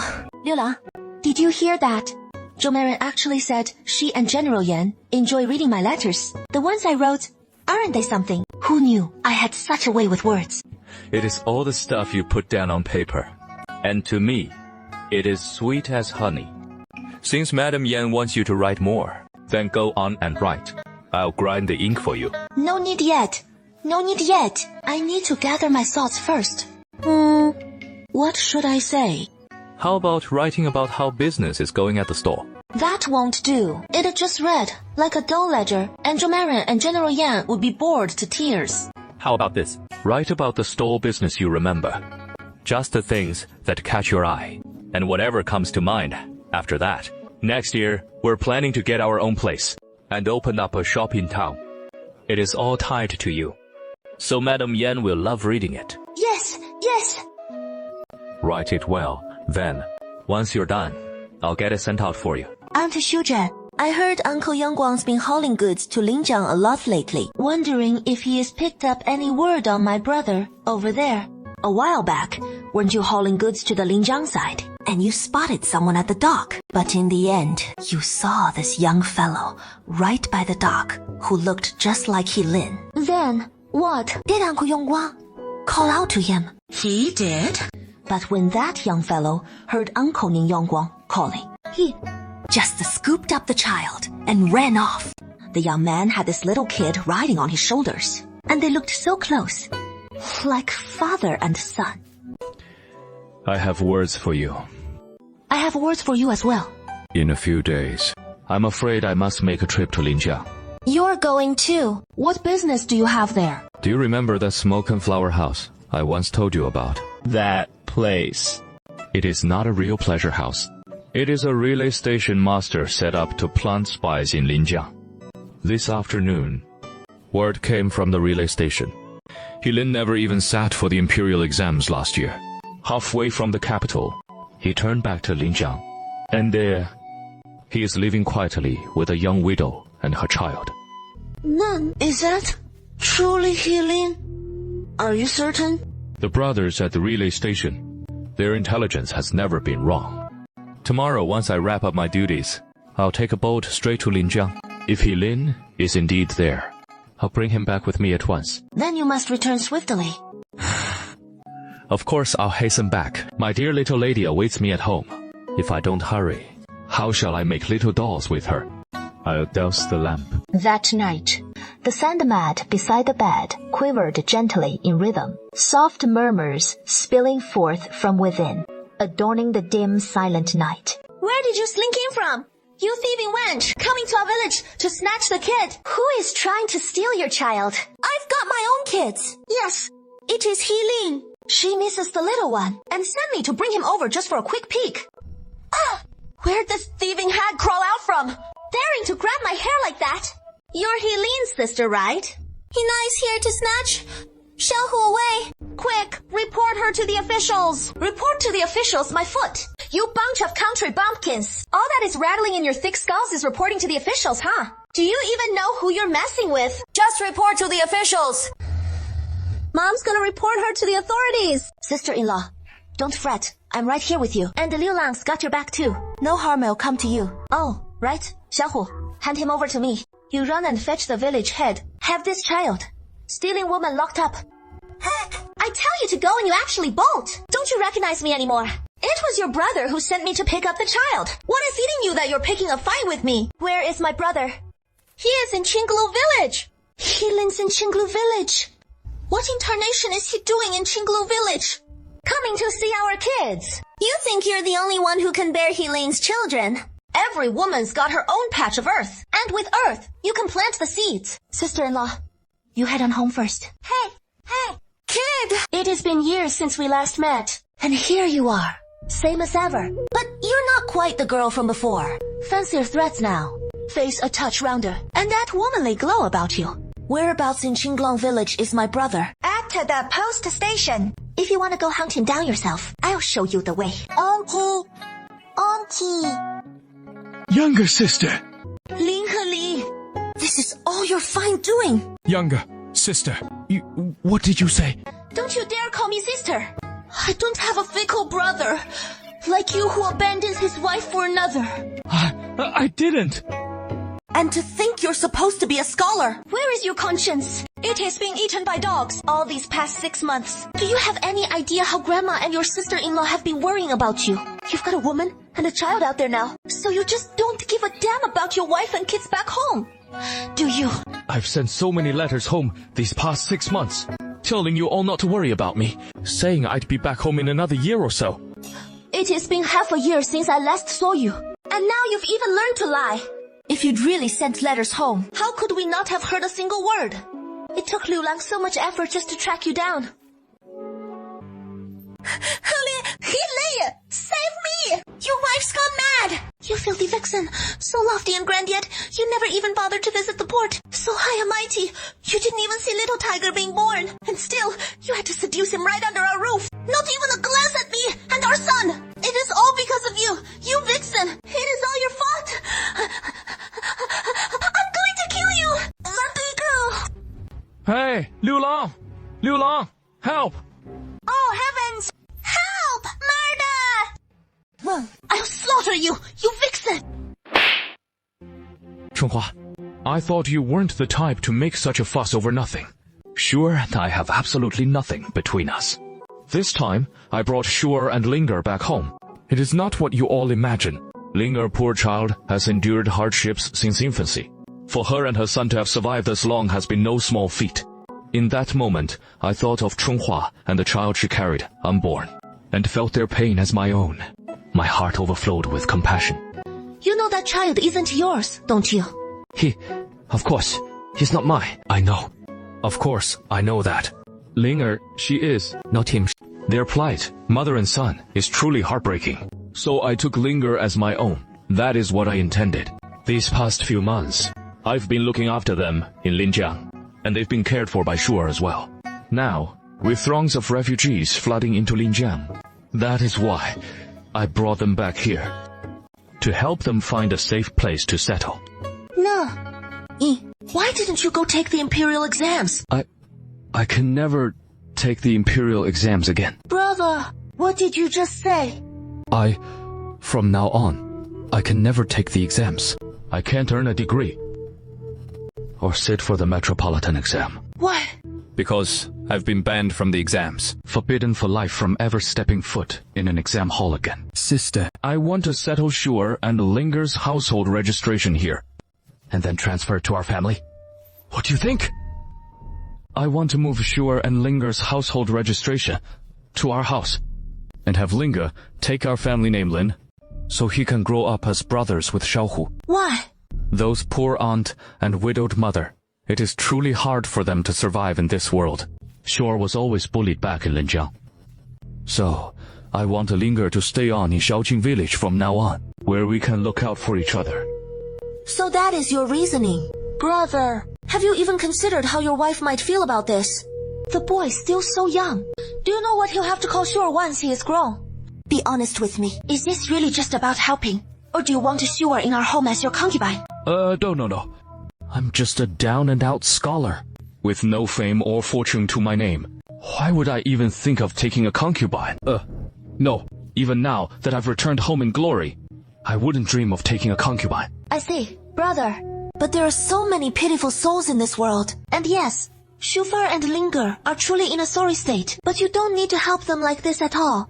If it were just about providing some travel money, to let Sure take Linger and search for his father, that would be no issue. Or once the disaster victims from the town and Linjiang have mostly dispersed, help them return to their hometown and find a place to settle. That wouldn't cross any lines. It is just that they absolutely cannot disrupt our family life, and it mustn't come between you and your wife anymore. I've been there myself. My dear wife endured all that hardship for so many days, and now that we're out, you want me to hole up in a pigsty like some beast? What on earth were you thinking? You must be itching for me to air out those few scraps of kindness you've shown me. This place is perfectly fine. I've already laid out the bedding, and the meal is all prepared. You can rough it here for a night or two, and tomorrow I'll scout out a proper spot to settle you and Linger. Sound good. You should worry about me first. No need to rush Linger over here just yet. I want her living comfortably for the time being. And she doesn't need to be stuck by my side. That is just how I see it. Well then, you can bunk in the thatched hut for the night. And tomorrow, we'll sort something better just for this one night. Oh! Helene would show up every other day to badger Himai for money. And when Himai asked how much she needed, Helene replied that 5 million would cover the purchase. And to find a decent place for her to settle in, as quickly as possible. Plenty of townsfolk had fled for refuge, leaving their houses empty, which relatives were renting out to outsiders. If you spot a house in town, just rent it right away. That'll help us shake off this mess, won't it? Yes. You seem awfully fond of Linger. Linger is so obedient and thoughtful. Of course, I adore her. This little one really clicks with you, more than I ever did. She and I just have that special bond. Back in the day, I had a close brother Who was every bit as in tune with me as she is. We moved like one mind, racking up victory after victory on the battlefield. What happened next? Who was he? Where is he now? Later, he took over the family business, while I marched off to lead troops into war, and so we drifted to opposite ends of the earth. He was from Pingyao, my brother. Xingyao the brother. So that is Missy's brother. Yes. And Miner bears the surname Shu as well. Who would have thought such a fateful coincidence? Husband, since the incident is over, don't dwell on it too much. Have some more vegetables. Once I've lulled Xiaohu to sleep, I'll give you a leg massage. All right. Go on ahead. I'll join you shortly. Brother, tell us what happened to you in the capital. What exactly happened during the exam? How did you end up accused of exam fraud? And how did the Shufar find out about it? Sister. What do you mean? That day when you went to deliver grain and silver to Shuer, Liu Lang and I overheard it. I didn't commit fraud. That is outrageous. They just bully us because we're poor and powerless. Pinning someone else's cheating evidence on you. Brother, how could you plead guilty back then? You shouldn't have admitted to that crime at all. Of course I didn't want to admit it. But the two chief examiners believed it, and the cheating candidates shifted the blame onto me. Whether I admitted it or not, the outcome would have been the same. After leaving the capital, I ran into Shuer and Linger. Shuer had married someone after leaving 2 years ago. Her husband died in a shipwreck, and these past 2 years, she's been struggling to raise her child alone. Then, unexpectedly, after arriving at Linjiang, Shuer wouldn't let me leave. She demanded that I marry her and take her with me. After I refused, Shuer turned hostile. She latched onto that exam fraud scandal as leverage and wouldn't let go. Started constantly threatening me. Not only that, she forced me to bring her back to Shaoqing village and to find her a big house to live in and kept demanding money. Isn't that right? It is because I'm so useless, being led around by the nose by a woman like that. Zhou Fu is already wed. This I witnessed with my own eyes. Why can't you let this go? Even seeing it ourselves, you refuse to believe. He cherishes his wife deeply. You'd best not stir up trouble. Let my words sink deep into your heart. You're no longer a child, so cease your willful tantrums. Should you lay a hand on his wife, you know full well the consequences. Perhaps brother should fret over his own affairs. Compared to brother's wild escapades on the frontier, Zhu Fu's folly scarcely counts as a scandal. Yet, thanks to Linger, how else could I sway father to lead troops here in search of brother Liu Lang? And for that, I owe thanks to your recklessness. He underestimated the Mott. 500 troops. Heed my command. The young master has been seized by local bandits and hauled to Tiansang Mountain. Deputy General Xiao, lead your men at once to encircle the peak. The rest of you, follow me to wipe out their lair. Rescuing the young master comes first. Faith in the jungle has turned into a cocoon. Love and hatred run deep. No journey leaves no trace. Pray tell, as I turn away, to whom will the love in my heart return? Longing for Yun and Himai. You know me. Since you know me, why did you strike at me? You struck first without warning. The fault is yours. I already showed you mercy. So now I suppose I should thank you for it. Moon Lady, you've given us brothers quite a chase. What do you want with me? You traitor of Tiansong Mountain! Aren't you afraid Mulan will catch you and kill you? Perhaps I do have designs on the big boss's seat in the stronghold. But after laying eyes on you, my lady, I realized the chance for Bei Tianlang here to rise to power and get rich has finally arrived. I'm afraid you've got it all wrong. I'm just a simple dragon girl from the countryside. These past 2 years, I've only run a little steamed bun shop to make ends meet. Life's gotten a bit easier, sure, but hardly prosperous enough to feed a whole den of bandits like you.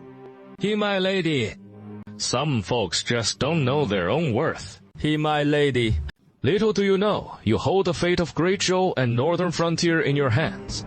Whoever claims you will grasp endless glory and riches, and treasures of gold and silver beyond measure. Have you gone mad dreaming of riches? That you'd spin such a tall tale just to cheer yourself up? Nay. If you wish to uncover the truth, miss, just come with us and see for yourself. Why torment yourself with questions here, when you're already lost in the riddle? Let me go!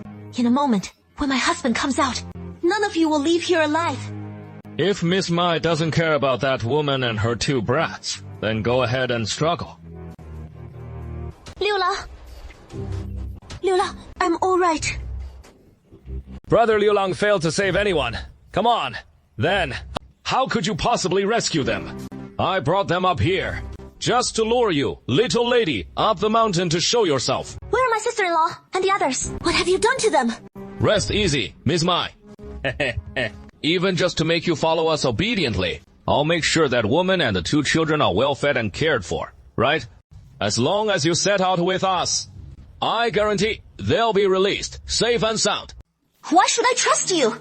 You madman. Who knows what madness you'll commit? If you won't believe me, then there is nothing I can do. Today, whether you want to or not, you'll be coming with us. Bei Tianlang, do you think you'll live to leave Tiansong Mountain? I may not be able to threaten you with Miss Mai, but killing you right here, that won't be a problem at all. If you dare touch him, I'll bite my tongue and end it all! Fine. Then I won't lay a hand on him. Brother Liu Lang, let me give you a word of advice. Stay right where you are, and don't take another step forward. Your little lady's identity is far more mysterious than you could ever imagine. You're spouting nonsense, and I truly have no idea what you're on about. Release them at once. Or bring my sister-in-law and the children here. I need to see they're unharmed. And then I'll go with you. Bring them up here. Sister-in-law, Ling, don't be afraid. We'll be home with Miss Bai before long. As long as you obey me nicely, we can talk about anything. Now it is time to set off. You're taking my lady along, forcing me to watch helplessly. So take me too. I'll go with her. Take you along. I've seen what your Kung Fu can do. Bringing you would be asking for death. Liu Lang, my brother, just to be sensible and take this woman and the 2 kids home. Regardless of whether you're telling the truth or not, Iman and I are husband and wife. I absolutely cannot stand by and watch her taken away by you. The bonds are wrapped tightly around his wrists. Liu Lang steadied his own hands upon them. Will this do? Brute! It was that woman from just now. She tried to kill me. It was Miss Xu. Miss Xu? Who would dare try to take my life like this? So it is the esteemed Miss Xu herself, as willful as ever. Miss Xu, why resort to sneaky ambushes when you could face me in open combat? Do you have the guts? You despicable wretch. And to think you're the great Zhou's premier female general, paid with nothing but third-rate martial skills, but a real talent for underhanded plots. I'm truly ashamed that Liu Lang was once betrothed to you. A mighty female general who can't even best a wild country dragoness like me. And you have the nerve to show your face. For the sake of this woman, you struck me. You've ambushed and tormented me time and again. Settling the score with you is only right and proper. I am my husband's wife, and when he saw you bullying me, beating you senseless would be letting you off easy. He merely stepped in to stand up for me. What could possibly be wrong with that? What a sharp-tongued vixen you are. Liu Lang, So this is how she is bewitched you. Don't forget your duty. As for my duty, I long ago sought my master's permission to resign in disgrace. From that day on, I vowed never to set foot in the imperial court again. Should I ever take up arms or office once more, consider this my formal declaration against it. Yifu, this is my beloved wife. We are bound in marriage, 2 years wedded as man and wife. I will not tolerate anyone harming her. Harming her is the same as crossing me. You're as fiercely protective as ever. But I wonder how you'll fare before His Majesty's judgment and imperial decree. How much longer can you shield him? I shall lay all before His Majesty. If His Majesty truly had the resolve to wield the blade of judgment, he would never have kept you in the court back then, and betrothed me to you instead. Now, with ceaseless strife along the northern frontiers and southern wastes, and turmoil stirring once more in the eastern groves, do you truly believe you can linger on as a simple village farmer in this hidden idyll? Lord Xu won't be coming for a while, nor will his family. Linger just escaped from the bandits' lair, so he needs to look after the child first. I'll go find him later, and have him over for a meal at the house tomorrow. And what about Miss Xu? What does she have to do with him? You tell me, what does she have to do with him? She harbors such deep resentment toward me. The first time she laid eyes on me, she wanted to kill me right then and there.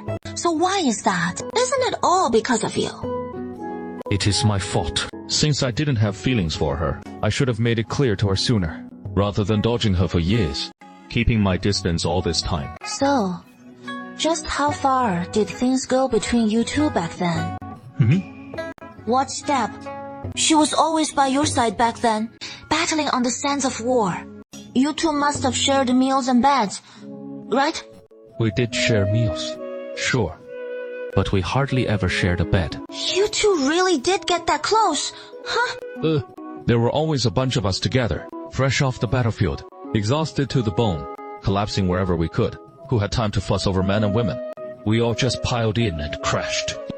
And what about in private? In private, I pressed her close, fearing we'd run out of time. So, what on earth does Missy Xu see in you? You're dodging her like the plague. So what is it about her you can't stand? I have no idea what she sees in me. That is the truth. The one I fancy is a lively, adorable, and sharp-witted little beauty like you. As for ladies like Miss Xu, most men probably couldn't handle the likes of them. Right from the start, you were placed by my side. No more scheming against me. Since you're awake, have something to eat. We should hit the road now.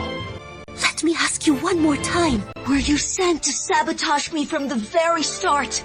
Who the hell are you people? Why did you kidnap me? Eat up, quick. Finish, and we'll move out. Don't waste your energy trying to flee. I don't want to up the dose of that knockout potion. You, stop your crying. You bully me! Bully me! You turned up your nose at all the fine meals I cooked, stuffing them straight into your dog's belly. I must have been blind. How could I ever show kindness to a little bastard like you? All right. I won't bully you anymore. Don't hit me again. Enough. Who the hell are you? Really? What do you want with me? I'm under orders to haul you back to the northern frontier. No slip-ups on this journey. As for who I am, since you don't know, then you don't need to. Track me back to Beijing? You can't just let me go! What is the point of dragging me back there? I'm just following orders. Whatever my master commands, I carry out. I suggest you come along quietly. Don't pull any tricks, or you'll be the one paying the price. One more thing. You've been out cold for 3 days, delirious the whole time. If you're still hoping your man swoops in to save you, forget about it. We're already 100 li past the Great Wall border. It was all because I took her out. If anything happens to her, I'll pay with my life. Who asked you to pay with your life? What good would your death do? You know what Miss Lin means to Liu Lang. As you've seen, they say you can't account for Miss Lin's whereabouts.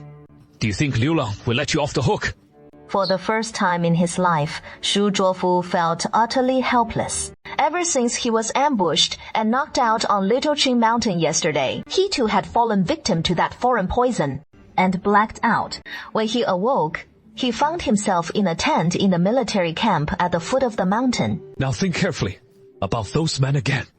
Any distinguishing marks they might have had. Liu Lang hasn't slept a wink these past 3 days.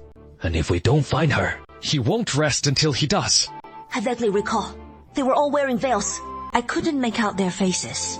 It wasn't just because of Chidu and Miss Lin that I took her out. It was my own carelessness. Miss Lin's disappearance is undeniably tied to me. If I can provide any leads, it is my duty to do so without hesitation. It should atone for my error. But truly, I know nothing. If Miss Lin isn't found, I'm afraid she'll never be with Liu Lang again. I love her dearly. That chance slipped away long ago. He Mai. He Mai. My lady. Where are you? Brother, Liu Lang, you should rest now. Get out. It was my fault. Starting tomorrow, I'll go with you to track down Miss Lin. You'd better keep your distance. Old man, you haven't fully recovered yet, so stay in the tent and rest. Huh? These past few days, we've scoured every exit around Shaoqing Mountain, and Liu Lang suspects they're heading to the northern frontier. Tomorrow at dawn, we'll set out. You don't need to come along. Northern outskirts. It is possible they're heading to the capital. But from here to the northern frontier, they'd have to pass through several checkpoints in Muzhou and Lin County, just to issue an official notice. And the authorities will surely spot Miss Lin. We suspect that gang has He Mai with them, and they won't go straight to the northern frontier. From here, heading straight to Yong'an town leads to the road into Donglin Kingdom. Several side paths connect to Donglin Pass, and once they reach there, they can bypass Great Zhou and head directly to the northern frontier. After waking in Donglin's peach grove, He Mai claimed a pounding headache, and the world spinning around her as an excuse to delay their departure. They're now in the western mountains of Donglin, where the scenery is beautiful, though it is quite remote, and they haven't seen a soul for over a day. You two eloped. What? Eloped. You're just a young pup, but full of sly schemes. So how exactly did she faint? When can she pull through? A fine young lady like her has sure suffered plenty on your account. And that hot-headed kid of yours looks like real trouble. He is not much to look at, But he's got a fiery temper. She is with child, already hungrier and sleepier than usual. And right now, after all that exhausting travel with you, she has depleted her vital energy. That is why she blacked out. You really don't know how to cherish her. Didn't you see the blisters on her lips? Bet she begged to rest on the road, but you wouldn't hear of it. What? You mean she is pregnant? Yes. So, what? You're not thrilled about it? She'll be alright. Yeah. She'll be fine. This girl's got a sturdy build, but even she can't handle this kind of torment from you. Pregnant. And worn out like this. Hey, stuck with you. She's really drawn the short straw. So, when will she come to? Should we brew up some medicine? Huh? What kind of question is that? Come on, this way. And don't disturb her rest. The old doctor sat at his desk, prescribing herbs while giving him careful instructions on her daily care. Li Chang'an held his patience. Enduring, sister. He meant scolding to the end. That callous brat who doesn't know tenderness. Must have driven the girl off in a huff. Titch. All right. Where did this little beggar come from? There is no food for you in my house. Get lost. Get lost. Dear Auntie, I've gone several days without a bite to eat. As I passed by your door, I caught the irresistible scent of your dried sweet potatoes. So fragrant and sweet. Kind sir, could you spare me just a few to try? Just a few. That is all. Where did this stinking beggar crawl from? Right to my doorstep. Get out of here. You still dare to eye my dried sweet potatoes? Scram! The lingering effects of the knockout drop still gripped his body, and seeking an unsafe shelter, He Mai feared it would only invite more trouble. After a frantic half-day search, he found himself back at the very clinic he'd fled earlier. Get out. Get out. We don't hand out free meals to able-bodied idlers here. Sir, please, have pity on me. I fled my master's house. All because I broke a single teacup of his, and he beat me mercilessly for it. Sir, please, show me some mercy, and let me stay here just one night. Spouting nothing but lies. He is clearly just a shameless little rogue. You want me out? Get out!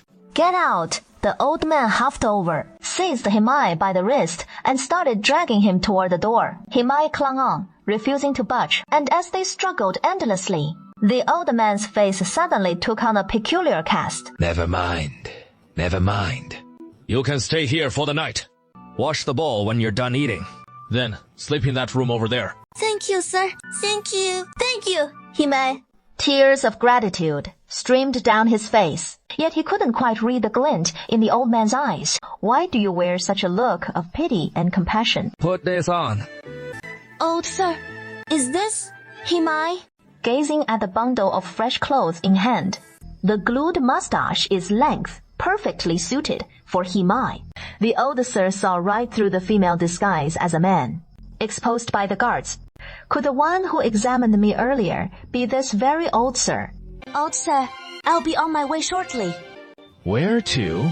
Heading west. Hold on a moment. These are chitonifying pills. With your robust constitution, no need for heavy tonics.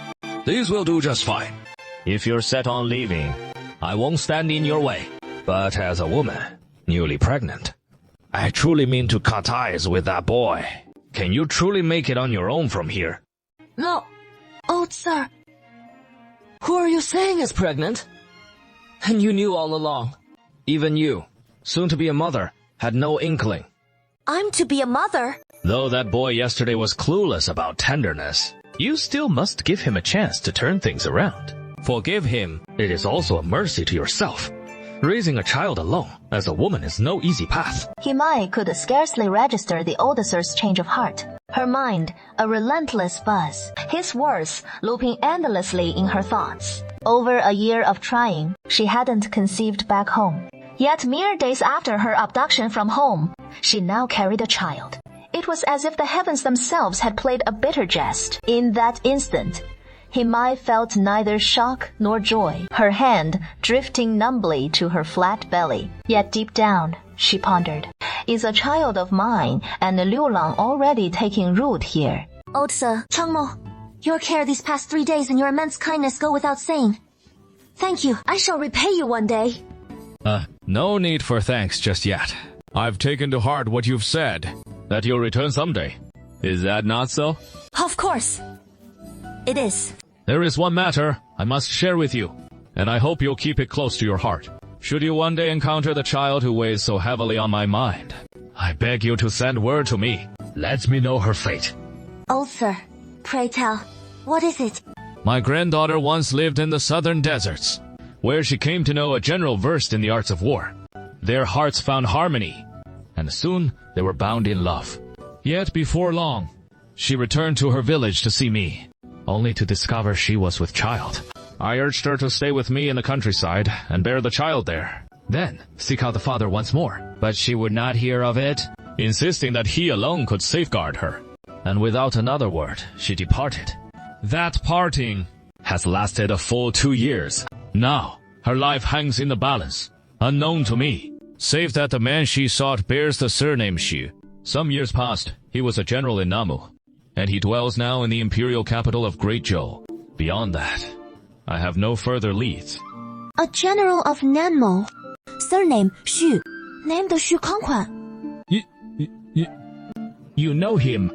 From these details alone, he does indeed resemble someone of my acquaintance. Yet for now, I cannot be certain. Linger has just turned 2 this year, which matches precisely the age of the child your granddaughter carried. No matter if the tidings this lady brings prove true or false. Old man, I'm right here. We all owe you our thanks. Miss, you should set off first with this caravan. Old man, I'll go back and pack my things. Tomorrow morning, I'll settle affairs at the shop, and then hurry on to the Great Zhou. Borrowed paper, brush, and ink, wrote down both her own tidings and those of Xu Kongquan on the paper, and told the old man to keep it safe. If upon reaching the Great Zhou, you find no place to stay, simply go to his home. Surely someone there will receive you. Has the whole caravan scattered? Where did everyone go? Hey, you there. This isn't the road to Asakusa village, is it? Asakusa village? What for? Our next stop is Mangrove Town. If we make good time, we can reach the northern frontier in 25 days. Li 李长刚, you... You've been at the clinic for 3 days. And I'm guessing that old doctor has gotten your body back in shape.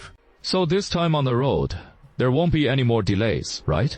You bastard Liu Lang and his crew spurred their horses on, reaching the border of Dongling by midday.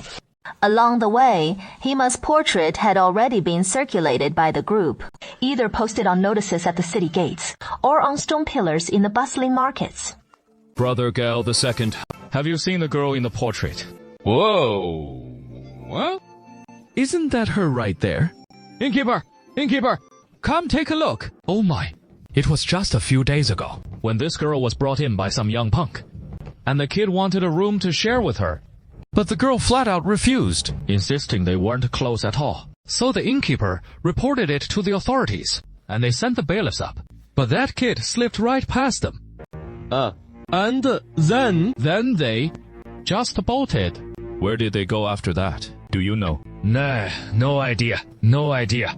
That kid knocked us, and the bailiffs flat on our asses. Then grabbed the girl and dashed out. The officials searched high and low for ages, but never found a trace. Figure they must have fled the city to lay low. When did all this happen? 3 years ago. I remember it well. Just 3 days ago. Hey, brother. Have you ever seen this girl in the painting? I've never laid eyes on a girl this stunning. If we had.